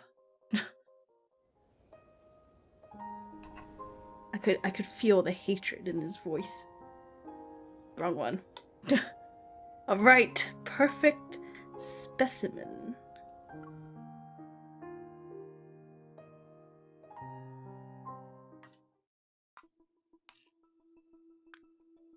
A holographic display takes up half of my field of vision. The green dot representing Zane is moving toward my position. I really cannot read today. That's crazy. Not expecting much, I take a deep breath and place my hand on the door. To my surprise, it opens with a gentle push. Light streams through the glass dome and lands on the floor. It reveals an elegantly decorated reception hall. The space is completely empty. Only the sound of footsteps echoes to break the silence. Zane, I've sent you the coordinates. That's where the energy core is. Don't worry. I'm just... As soon as my hand touches the railing for the staircase going up, the scene before me flickers and vanishes. The comms channel is dead. Oh, this is where the thing happens. Aries high purge. I mean, whoa, I hate calling you that. High Catholic. What do you want? What do you want? I pull my hand away and take half a step back. I turn as colors fade. Like running water, they flow out. From the ceilings, walls, and floor, they all melt into an endless expanse of pure white. It was weird for me, okay? It was weird for me too. Ew! Oh, I read that wrong. It's like a white tomb. I read that so wrong. I'm I honored you switched decided around to this. visit. I switched around the first letter of those words. Oh my god. I hear a slightly amused voice behind me. I whirl around to find Benedict standing in the middle of the reception hall. I'm not sure when he appeared. White tomb. I read that wrong. While I'm startled, I need to look composed right now. You've done a great job at preparing for the press conference, Mr. Benedict. It's going well without you. He touches the wall, and the white space suddenly dissipates. It returns to its original form, a reception hall. What is going on? Miss Hunter, you should have been the most successful test subject. It's a shame you weren't one of ours. It's a shame you're not. You're like a robot thing. What are you? Why do you sound like that? Are you actually a robot? After all, every experiment here exists for one purpose: to create beings just like you. I'm gonna need you to back the fuck away from me. Get away from me! Oh, what the fuck? A gunshot explodes in the empty reception hall. I'm tired of hearing you other people talk about the same thing. Let's skip the formalities and get to fighting. Woohoo! Just as the bullets approach him, crystal shards suddenly burst from his arm to pulverize the projectile. Oh, right. I forgot to mention something. I'm one of the Cocoon's successful specimens. You're also a little bitch, so let's go. Let's go. You could have said that earlier. I quickly switch out to the regular bullets in my magazine for energy rounds designed to fight wanderers, then I shoot at him. But Benedict seems to have anticipated this. At his signal, several shadowy figures surge forth from the darkness. Several Alterums move with inhuman speed. Like savage beasts, they lunge toward me. You're calling for backup already? I guess you aren't really a you aren't really a successful specimen. Oh, bitch! Quickly stepping to the side and spinning, I dodge in the nick of time. The Alterum crash into one another. I don't plan on dragging this fight out. Zane will be here soon. Finding the energy core's location is the highest priority. I activate the spatium core's sensing ability again. There's a faint energy signature coming from the top floor of the building. And then, everything before my eyes become indistinguishable once again. As the light shifts and wavers, thick fog appears from out of nowhere. It rolls in and blurs even the faces of the Alterum. Play with them for a while. Whoa. Whoa. My senses stop working, and my vision is plunged into an endless void. Overwhelming dizziness washes over me.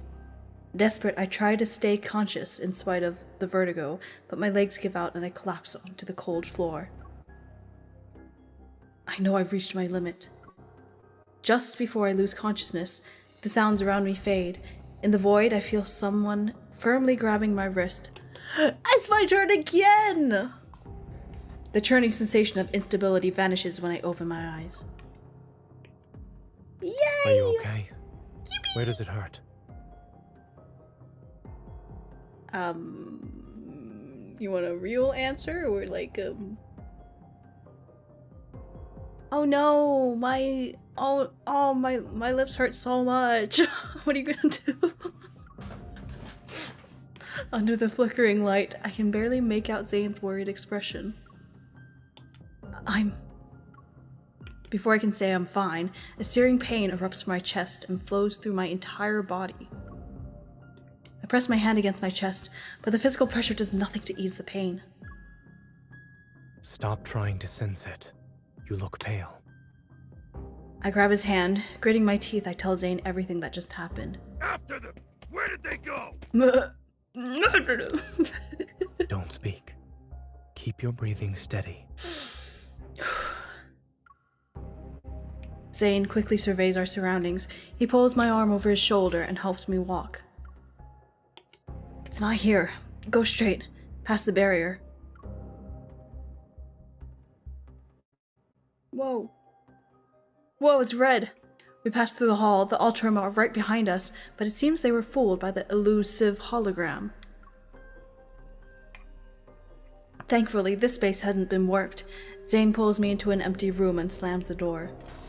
Ice covers it, but the Ultram have us cornered. They claw at the frost and create this sharp grating sound.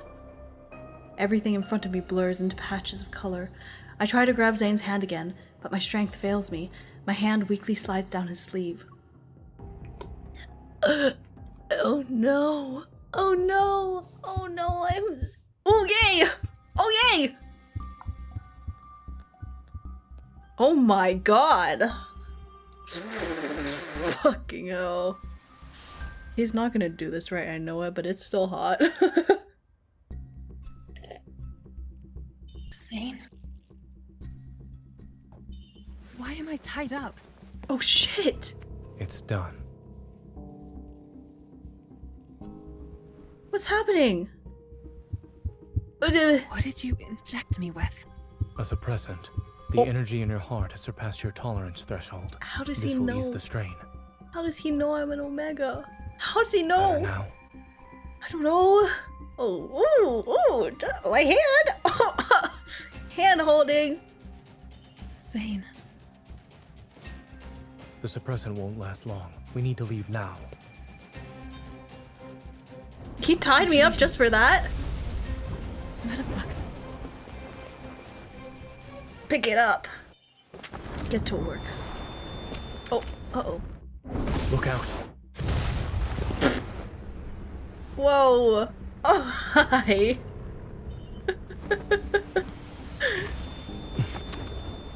Fire.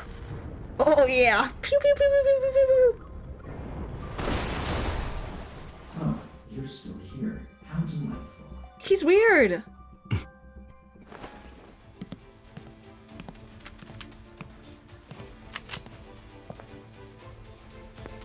Of course we would survive. Oh, shit.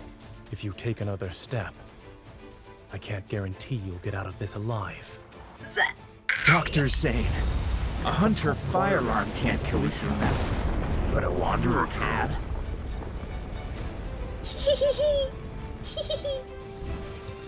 Whoa. Yeah, oh, yeah, jump down.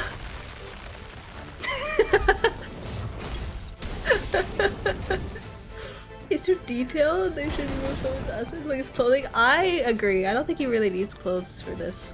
Does he? Oh, let me jump! Woo! Woohoo! This is so fun. Oh yeah. Back to back fighting. Let's go. Oh. Then he underestimated us. Watch your heart. 30% of your evil should do. Oh my god. That's so sexy. Why was that so hot?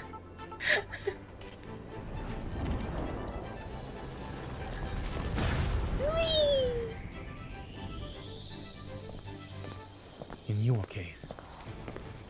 God, we look so good together. Extreme measures. Uh-huh. Combat now. Are we gonna fight? Are we gonna fight? Yep, here we go. Dun dun dun dun dun dun dun dun dun dun dun dun. It's taking a while to load these things though. Ugh. You know, there are outfits where they're just in towels, but I don't like them. I think it's a little... the rendering is a little weird. Let's see who's a successful specimen. It's like, you don't have to have... Let's see what it's up constant to. abs. No. I'm just saying, like, their muscles, they relax. Is this what you want? Like, they're not always tensed up. If you're tensed up all the time, it's like, Stay in the right. Keep your distance. hey, leave my man alone! Leave him alone! This is a successful specimen? Self-declared successful specimen. Lamau! Oh my god. Be ready for its next move. Self-declared successful president. Oh, I love him. It's your turn. No problem. No problem. Proceed I never with played with caution. Zane.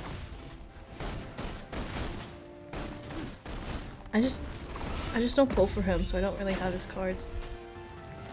Try to find the truth within these endless illusions. What the hell? Eat this. Kill yourself. Keep your... Sage. Here it comes. Leave it to me. Is this what you wanted? Wrong choice. What? I'll send it What's on a journey. happening? It's final journey. Whee! I'm an archer. That was fast. So we're With our combined strength, it is weak. Now's our chance. Get him, Zane! Get him, baby! Victory is within reach.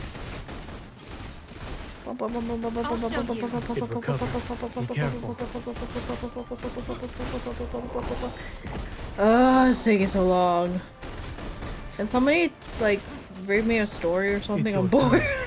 no problem. I don't want to Keep your do this distance, anymore. or else- Same. Here it comes. Leave it to me. Is this what you wanted? Perfect. I moved! I dodged it! That was fast. So were you? It is falling apart. Be ready for it's your turn. Alright, It is kill weak. it. Now's our chance. Yeah, We okay, there we finished it go. in one attempt. And it wasn't messy. It wasn't messy. It wasn't messy, was it? Maybe it was. Oh yeah, 10 diamond. Oh yeah, 10 diamond.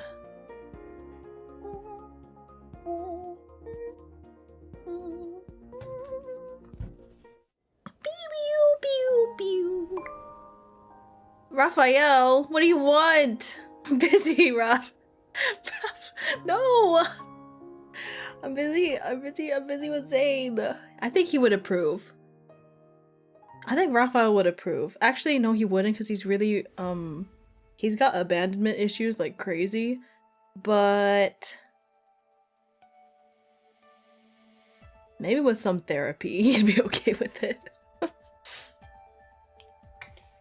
After using almost all of my ammunition, the Wanderer finally crashes to the ground, but this isn't the end. The sound of regenerating flesh echoes throughout the building as the crystals on its body rapidly retract. It's as if they're being devoured. In just a few seconds, the Wanderer has completely regenerated and takes on Benedict's appearance. See, I knew he was the Wait monster. for an opening first. Then we'll retreat. There's no point in continuing this fight. Zane is right. Benedict isn't our primary target right now. Just now, something about Zane seemed off. That flash of black crystal, the killing intent, the cold indifference in his— oh, I did not do that. A strange unease rises in my chest, but— oh, okay. I fire my last bullet at Benedict as grayish white mist fills the reception hall. Here's another good example of my seamless coordination with Zane. Oh, now you don't skip it? Okay. Now's our chance. Go.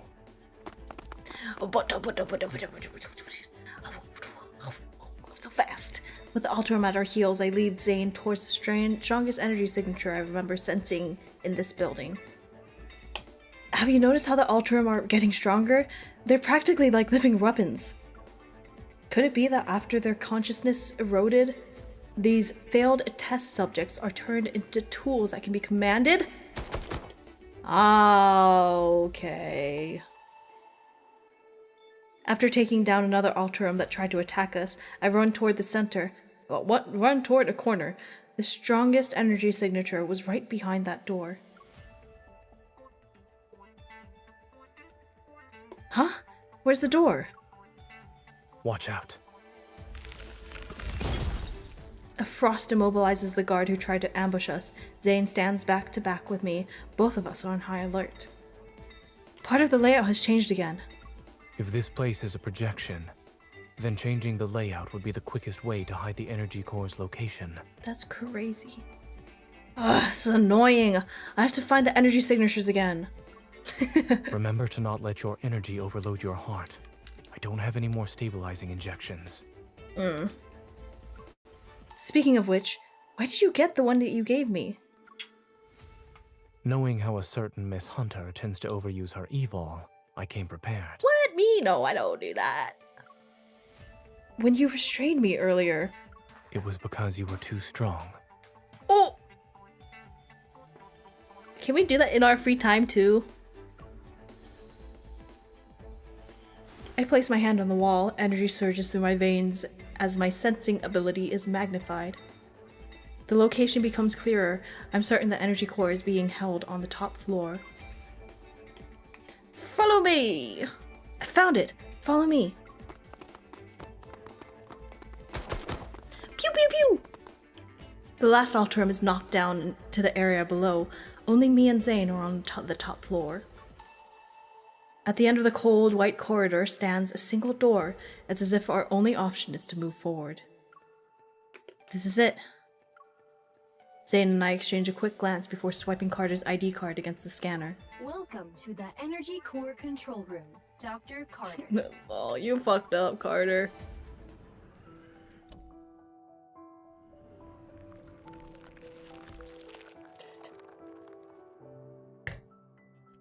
Once the door to the control room closes, a layer of ice covers it. Thick cables run across the area, and they all converge on the central energy pillar that emits a luminescent blue light, is being powered by a protocore. In all of its glory, this is Ever's crown jewel in the industry of protocore technology. If the energy pillar is destroyed, all ongoing experiments will immediately cease. In other words, Karen, who is currently undergoing an examination, will remain trapped in her cocoon. It could potentially cause irreversible damage to her body.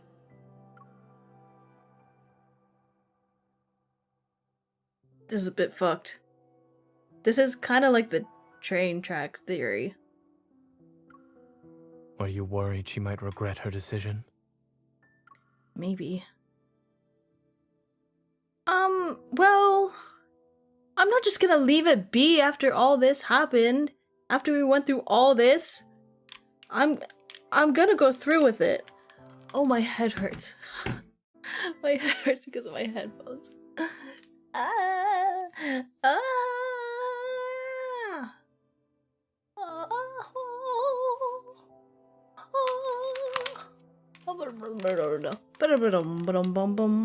Destroy it.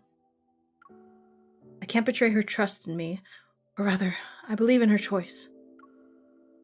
I remember the first time I held Karen's hand. It was thin, delicate, yet surprisingly strong.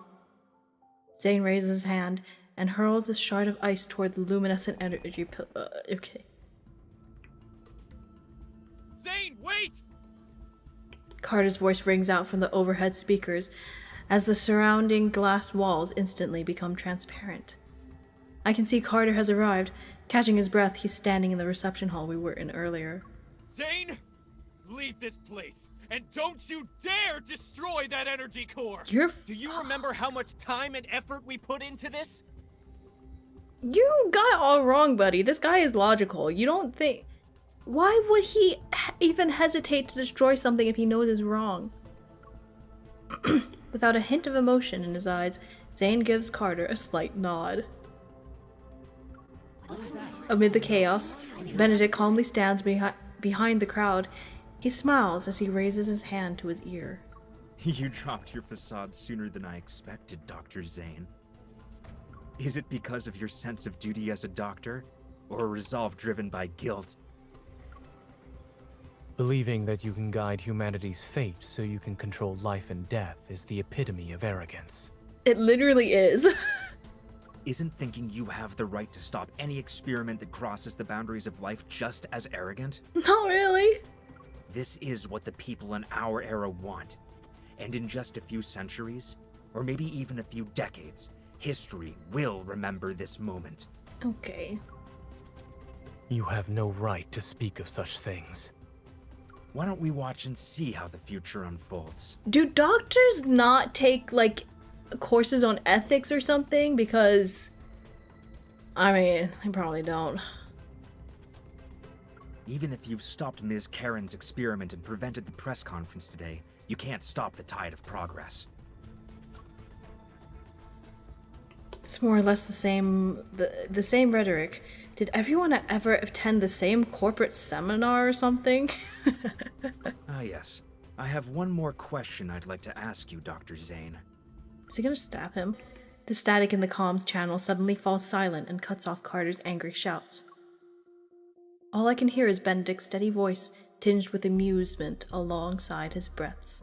Back then, why did you choose to destroy something that could have shaken or even changed the world? It's the reason why he's destroying it now, you idiot! He asked the same exact question that I did. A sense of unease stirs as I glance at Zane, who's maintaining his usual composure. It couldn't be controlled. Any action beyond our control leads to unpredictable consequences. Maybe it's because he used his evol too many times in quick succession.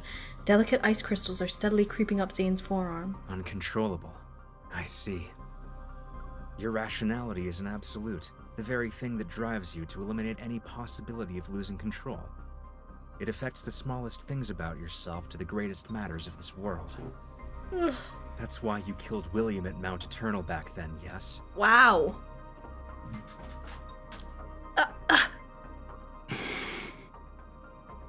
You really are capable of such cruelty. You struck down your mentor and friend who fought beside you. Even I would have hesitated. Cut to the chase.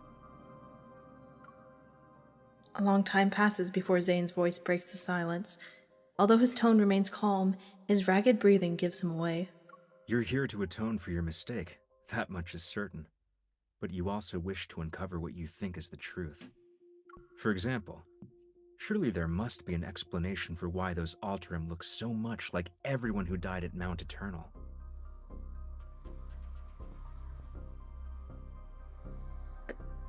Benedict, can I call you Benny? Maybe you should, get out of here and save your own skin before I fucking kills you. Before I fucking kill you, actually. In the tense undercurrents of this moment, a harsh truth slowly surfaces. I'll tell you, those people at Mount Eternal were this experiment's first batch of failed specimens. Your companions, William, all your guilt and suffering, I'm the one who caused it. Wow. I'm not surprised, Benedict. Benedict, more like. His tone is almost nonchalant, yet every sentence is like a knife straight to the heart. A discovery that could have shaken the world to its core, abandoned because of a moment of cowardice. You made their deaths as meaningless as those of the failed Alterum. Him. A wave of frost surges through the room. A bunch of... Oh, fuck, wait. First of all, can I just say, fuck this guy. He's like, oh, you did this, but it was him to start with. He literally just confessed to doing all this, and now he's like, oh, but it's your fault. This motherfucker! The windows, walls, and floor are sealed under thick layers of ice. They form intricate crystalline patterns. Zane! With each breath, the veins on his neck throb as black ice crystals spread rapidly across his skin.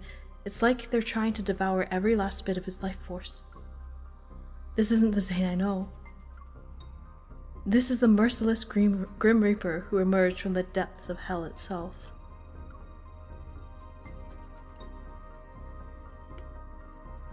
Oh my god. Oh my god. Zane, I'll kill him, don't worry. You know how to get... Whoa. You don't have to get worked up about this. I'll kill him for you. I promise. Curse of memory.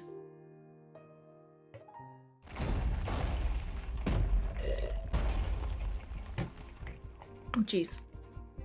The door that had been sealed with ice bursts open, Having completed their transformations into wanderers, the Alterum tried to overwhelm us like a tidal wave. Fucking Carter!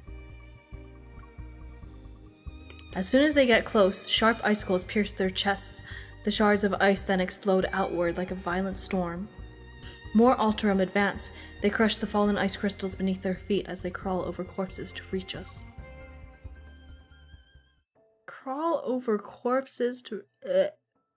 All of the Alterum open and close their mouths. Ew! In unison! They stutter and produce these unsettling sounds.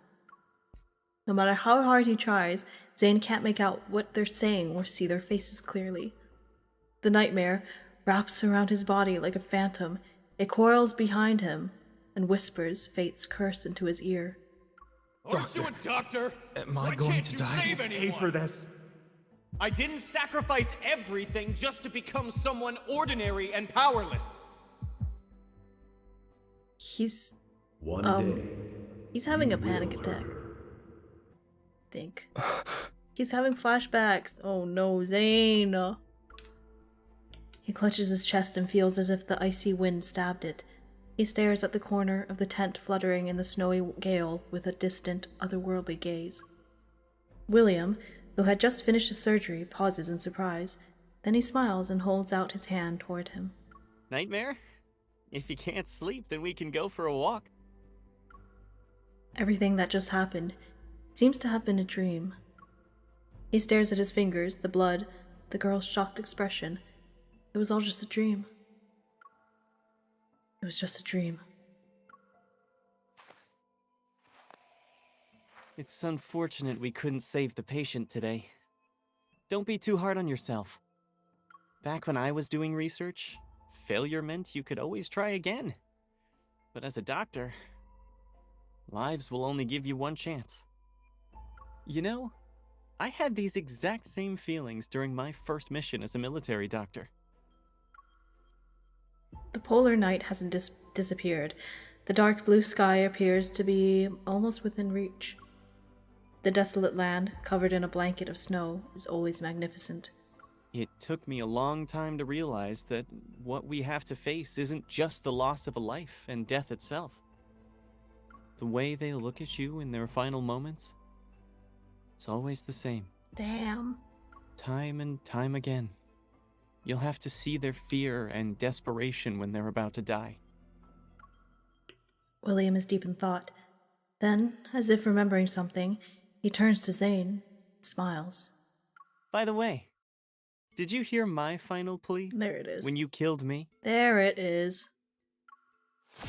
He stares blankly at William's distorted face, and in the very next second, the ice... Once again, he sinks into the dark abyss of his consciousness.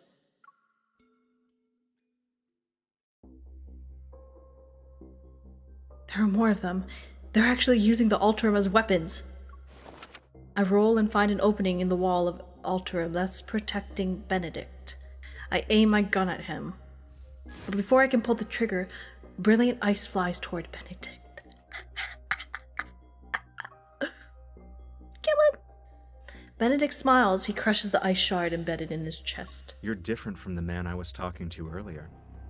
I must say, you're skilled at saving and taking lives, Dr. Zane. With a slight gesture of his hand, the Alterum freezes in place like marionettes. They withdraw like receding water as if they received a silent command. That is so eerie and gross! I hope you'll find your true path after our candid discussion. What the fuck is his problem? Oh my god! Dude! Oh, did he get away? Fucking hell. This is all Carter's fault. Everything is Carter's fault. It's his fault. The entire... Oh, I'm gonna wring his fucking neck. Soon enough, only the two of us remain in the vast, cold, control room. Ignoring everything else, I rush past the dissipated ice crystals to Zane and cradle his face in my hands. Zane, look at me. Listen to me. No matter who Benedict is, I'll always keep a bullet just for him, starting today. same. Zane's labored breathing shows how intense the pain is. The black ice crystals emerge from his neck and continue to spread out. His ice-cold fingers are slowly slipping away from my palm. You need to wake up from this nightmare right now. These hands that saved countless lives should never be stained with the pain and guilt that don't belong to them, especially not because of scum like Benedict. Zane, you have to... These few seconds feel like centuries, and then... He slowly tenses, and I see myself reflected in his icy gaze. Zane? Oh. Pain answers me instead. My consciousness shatters as I drift into the warm embrace of unconsciousness. Before everything fades, distant memories regroup and flood my mind. Oh no. Oh no. The ground is littered with the remains of wanderers. They're slowly dissipating. Meanwhile, searing pain burns my chest. Struggling to push myself up, I see my blood-stained hands are small and thin. Did this happen when I was little? I look up. There's a young man with a familiar face, but his expression is frighteningly cold and foreign. While I'm dazed, his face merges with Zane's present-day appearance. They, from my memories and reality, approach me step by step. Your existence is a mistake. Huh? You must be eliminated. Honestly, that's okay. It's as if black frost has covered his eyes. Having materialized in his raised hand, sharp ice crystals hurl themselves at me.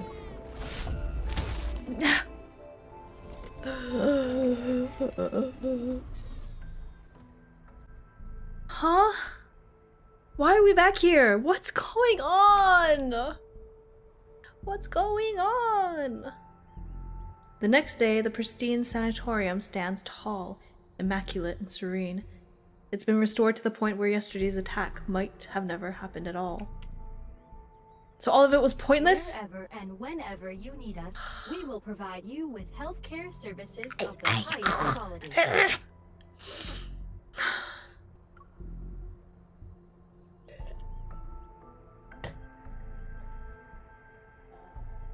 In the courtyard, a gentle breeze caresses the grass kissed by early morning light.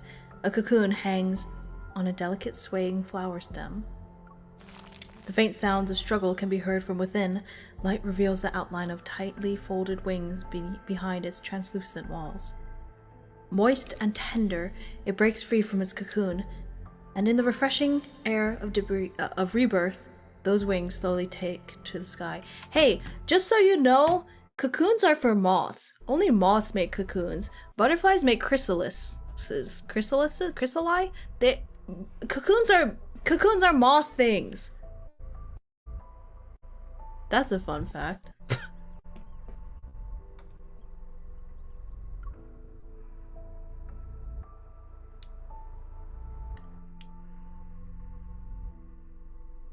Is that right, or am I crazy? Because caterpillars are moths. Well, okay, there can be...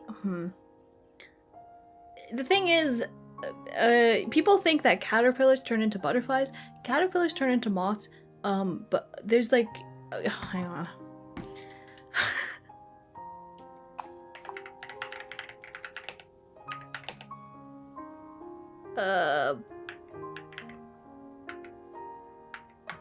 I forget what it's called. Wait.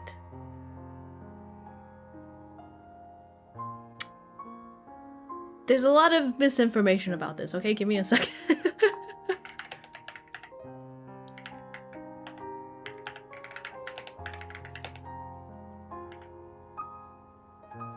No. No! Okay, never mind. They're both of them. But there's something about... Okay, chrysalis versus cocoon. Chrysalis refers to the hard stiff body of a butterfly pupa. On the other hand, a cocoon is the external structure from a larva to safeguard its time in the... What? Okay, now I'm confused even more. Now I'm even more confused. Huh? I'm learning stuff. Okay, anyway, moving on. Moving on. What the fuck is happening? Actually, what the fuck is happening? My heart constricts as sharp pain courses through every fiber of my being. My consciousness sinks into a blurry darkness. Footsteps that are close by sound distant, as if they're muffled under a glacier. Zane, is that you? He stops in his tracks as if he heard me. He doesn't take the candy or freeze the melting popsicle. What? He doesn't take the candy or freeze the melting popsicle I offer him. Stay away from me! What the fuck? I'm sorry. Why is he a baby? A box sits on the doorstep. Wisps of cold air drift inside it. Inside the box lie 3 misshapen snowballs, remnants from when Zane was still learning how to use his e-ball as a kid. Really? Zane knows I got hit with ice when watching the seals, and now he made snowballs to tease me. Am I a baby too? Am I a child too? Okay. I heard footsteps. Did he leave? Did he already leave? I don't see anybody nearby. As I hold the box close, an inexplicable sense of loss washes over me. Am I just going through my memories and I'm like walking? Is my life flashing before my eyes? Is that what's happening? Uh-oh. Uh-oh. I'm in danger. Ugh. I want to say his name, but something catches in my throat. It silences my voice.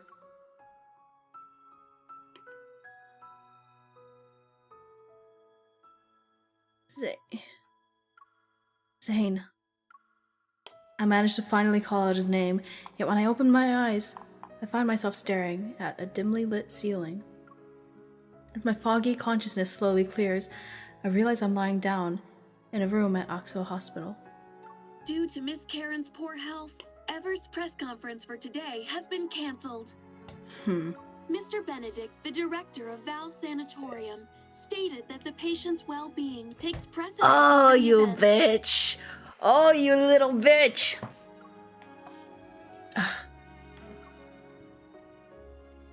hand waves before me. Its owner's lips move as they say something I can't make out. How many fingers am I holding up? Yvonne, I love you! Looking down, I see my wounds have been bandaged and the pain has mostly subsided. I sit up and take Yvonne's hand. Where's Zane? Oh, you're awake. Thank goodness you're okay. You had cardiac energy overload and some minor injuries when Dr. Zane brought you in. Oh, he still brought me in. We asked him what happened, but he wouldn't say anything. Because it was partially his fault, but anyway. He stayed in this room until your vital signs stabilized. Oh. As she speaks, Yvonne leans in, her expression becoming more serious. Kiss me, Yvonne! I heard from Grayson that Dr. Zane went to the director's office to submit his resignation. Zane! Zane! Zane, buddy. Zane, you can't do that. Oh, you can't do that. No, no, no. What? There was a loud commotion in the office. I've never seen the director that angry before. He didn't approve it and gave Dr. Zane an extended leave. Then he told him to go home and think things through. He wouldn't say another word about it. That's fair. Dr. Zane didn't hesitate at all. But before he left the hospital, he asked us to take good care of you. My god. Hello? I try to force myself to smile, but I can't. Only one image. Well, only one thought is in my mind.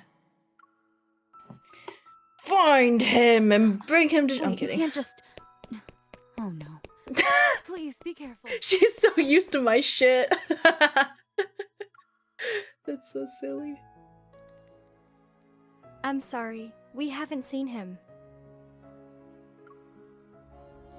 Sorry, we haven't seen anyone who matches your description. Am I not just gonna go, like, search his home? Dr. Zane. A few days ago, he said he'd be God. traveling to remote... Oh, you must be that young lady. This is our new menu item for today. Oh Would you my like God. it to go? Yes. Back it up quick. Dr. Zane already paid for it. Oh my God. Of course he did. Zane's home, his favorite dessert place, the cafe near Oxel Hospital. I visited every place I could think of. Oh, I already searched his home. Okay. How should she? But there was no trace of him anywhere. Late into the night, I enter the passcode to his house again. I'm clinging onto one final hope.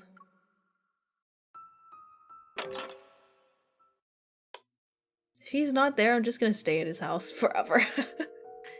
The room is shrouded in darkness. Snowflakes drift in through the gaps of the floor-to-ceiling windows. Why do you leave the windows open? The number you have dialed Oh, is currently come unavailable. on. Please try again later. Zane, you can't just do this. Memories that are no longer dormant slowly flood my mind again. I've seen those black ice crystals and that pained look on his face before. In my childhood memories, Zane moved away while carrying a heavy, unspoken guilt. This bad habit of disappearing has existed even back then. He's gonna give me abandonment issues. Oh, there! I hear a faint whimper in the code. That's Shichi! I raise my head and rub my stinging eyes to see Shichi. It's you! As if he understands me, Shichi leaps onto the sofa and gently places his paw on my knee. I feel like I've tried everything, but I still can't find him. I hold Shichi close, my trembling voice barely above a whisper. I didn't realize it cracked until now. Please, can you help me one more time? Take me to him. Time passes, then Shichi obediently jumps down, sniffs the blanket on the sofa that carries Zane's scent, and runs toward the half-open door. I'm not gonna lie, my neck really hurts right now, so I'm just like lying back on my chair. In the darkest hours of the night, it's snowing again. Why are we at a graveyard? He didn't kill himself, did he? No, you're too sexy. Large snowflakes dance around the glowing streetlights.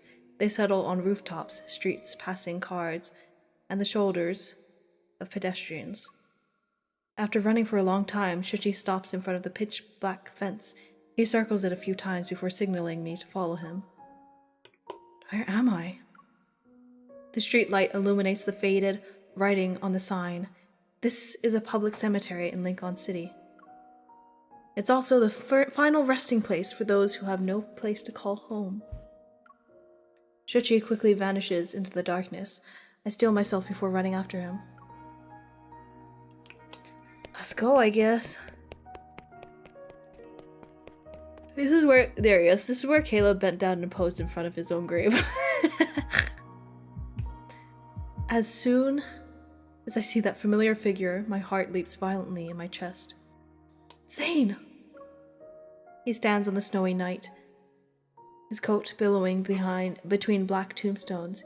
He's like a ghost who has nowhere to go. I understand why he left the moment I see the names on the tombstones. He chose to imprison himself in this nightmare.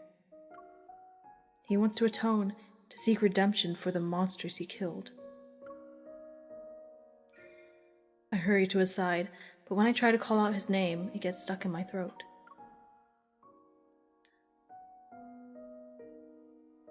Why are you here? Questions overwhelm my mind, but I don't know what to ask about first. You chose to disappear without a word. You didn't even give me an explanation. These graves belong to the people who died by my hand. Okay, technically they didn't die by you, they died by the other guy. By Benedict and Ass. I don't believe their deaths were unjustified. Do you think I'm here because of guilt? I'm not standing in front of them for repentance. Hi, Ed. How you let alone doing? the atonement you're imagining. When you almost raised your hand against me, based on your judgment, did that mean I was also someone who needed to be killed?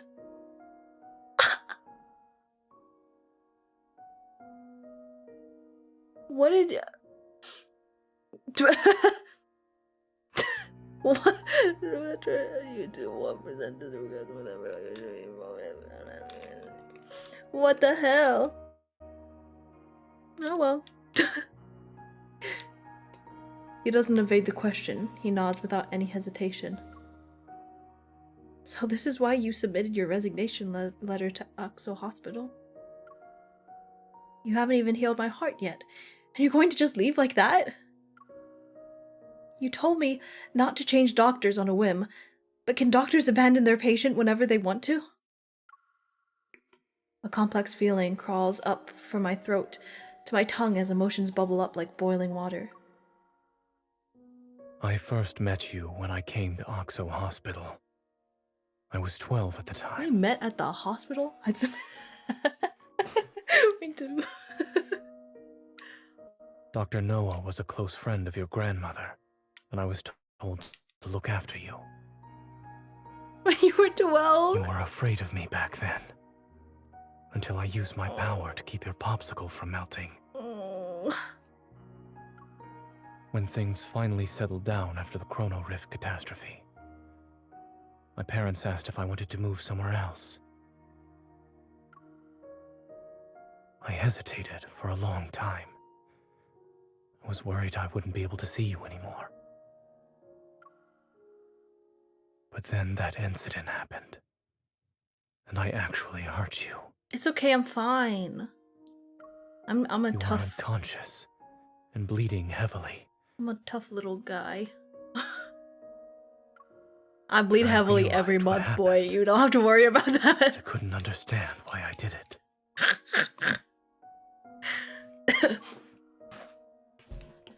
He closes his eyes for a moment. When he opens them, his expression is as serene as the calm after the snowstorm. It's like he finally woke up from a year-long nightmare, only to discover that the nightmare has become reality. That was when I realized I could lose control of my power. And not being in control can lead to irreversible consequences. It's why I chose to leave without saying goodbye. Notice I no longer preface those statements with how I'm straight you're fine. Hey, it's Pride Month! Happy Pride! Oh my god. The truth pierces my heart like needles. Words are stuck in my throat. Perhaps I chose cardiac surgery because I wanted to heal your heart. What? What? Or maybe I wanted to make amends for what I did back then. Even I don't know. He keeps his gaze lowered and his voice is as soft as melting snowflakes. But I didn't hesitate when I chose the field of medicine. When I first recited the Hippocratic Oath, I truly believed I would become a good doctor. You are! I believed I would save many people, including the one I had hurt You before. have. It doesn't seem like he noticed my obvious shock. Zane just gazes calmly at the weathered gravestones. Until that night on Mount Eternal, when I killed William. But you didn't have a better choice at the time. Once again, he lowers his emotionally detached gaze. Do you really think a killer can be a doctor who saves lives? They're kind of connected. You kind of have to be both at the same time. Well, you don't have to be a doctor, and when you're a killer, you don't have to be a doctor, but when you're a doctor, you kind of do have to be a killer. Sucks, but... If something like this happens again, you might regret the fact that you tried to keep me close.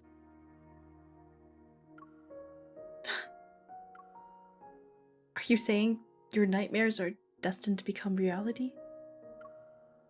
Will I turn into a monster that needs to be killed one day? I didn't expect him to answer, yet he shakes his head. I don't know. So are you avoiding me now because of logical reasoning? What about your feelings? If we're going to by pure logic, then now is the time. Oh, kill me. Do it, Zane. Are you afraid? Or Is this something you don't want to do? Looking at his calm, aloof expression, I find myself beyond the point of rationality. Whatever you do today, I won't have any regrets. But I would.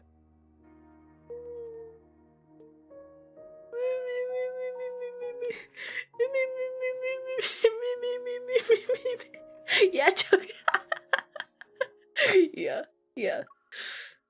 Snowflakes land on my eyelashes. They turn his figure into prismatic fragments that are like ripples in the darkness. Oh, that's a beautiful image. I'm certain that if I were to truly hurt you one day, it would be the greatest regret of my life. Ugh. That's all. Okay, if I'm turned into a monster, then you better kill me. Then you better kill me. The fuck? Even more reason for you to be next to me all the time. At all times. Maybe on me. What is going on here? The snowflakes fall as if they're floating through the cosmos. They land on us and on the gravestones. Ooh, parallels. We stand in silence. Neither of us exchange a single word. Is that it? No, it's not. Phew. After that day, rumors related to the Alterum and Dawnbreaker fade away like melting snow. These pure white specks were but fleeting visitors. The city awakens in daylight, and once again, it's immersed in its bizarre flood of information. The Spatium Core's energy remains concentrated in my chest. It's like a seed that's merged within my flesh. It faintly echoes with my heartbeat. I know these aether cores connect my past to my future. They're linked to the secrets hidden in deep space. Yet I wonder what fate awaits the Alterum, Zane, and me. We exchanged fluids, I mean saliva. Ever won't give up on the Fountain of Ate they've carefully cultivated. They'll continue to weave their dreams of immortality. But they were right about one thing. The cycle of life and death is an inescapable truth. The constraints of matter break down, the shackles of time and space gradually dissolve. Countless civilizations rise and fall among the stars. Because of the laws that guide entropy and dissipation, Earth's magnificent radiance will eventually fade. Humanity's long, undisturbed period of exile will also come to an end. I wouldn't understand that until much, much later. The Creator had planted foreshadowings in an era predating life itself. Ooh, poetry. Ooh, whoa, we're writing. Oh my god. Oh my goodness gracious. Oh, that's it. Alright, y'all. Looks like that is the end.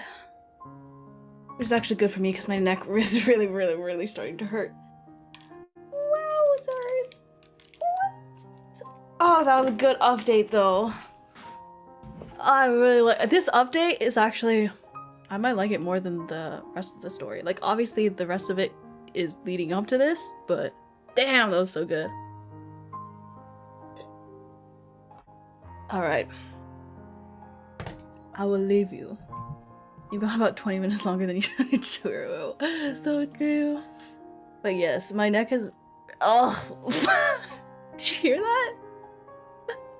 My neck is really hurting, starting to hurt, so I'll leave you there. Thanks for hanging out. Let me see if anybody is streaming right now. Anybody I know? Anybody I know? Anybody I know? Ooh. Oh, people I know. Oh. Oh.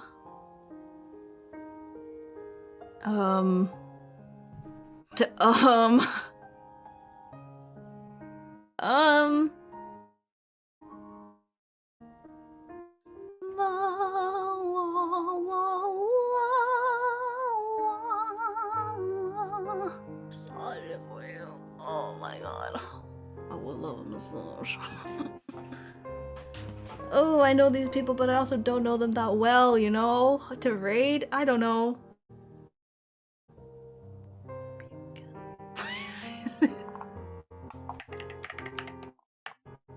Hang on, give me a second. Oh, I didn't even post my going live tweet.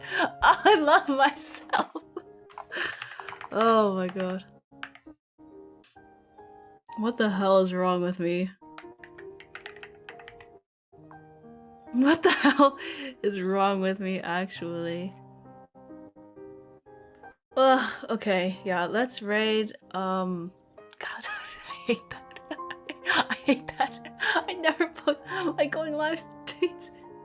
Let's raid Nullo, because they're doing just a chatting, working stream. And that sounds nice. That sounds nice and cozy, alright? The model is so silly, holy shit. Okay, I'll see you guys later. Thanks for watching. I'm gonna start raid. And once we're ready, we're gonna go. Alright? Alright? Are you alright with that? Alright. Okay, I'll see you later. Bye-bye. How do I, yeah, bye.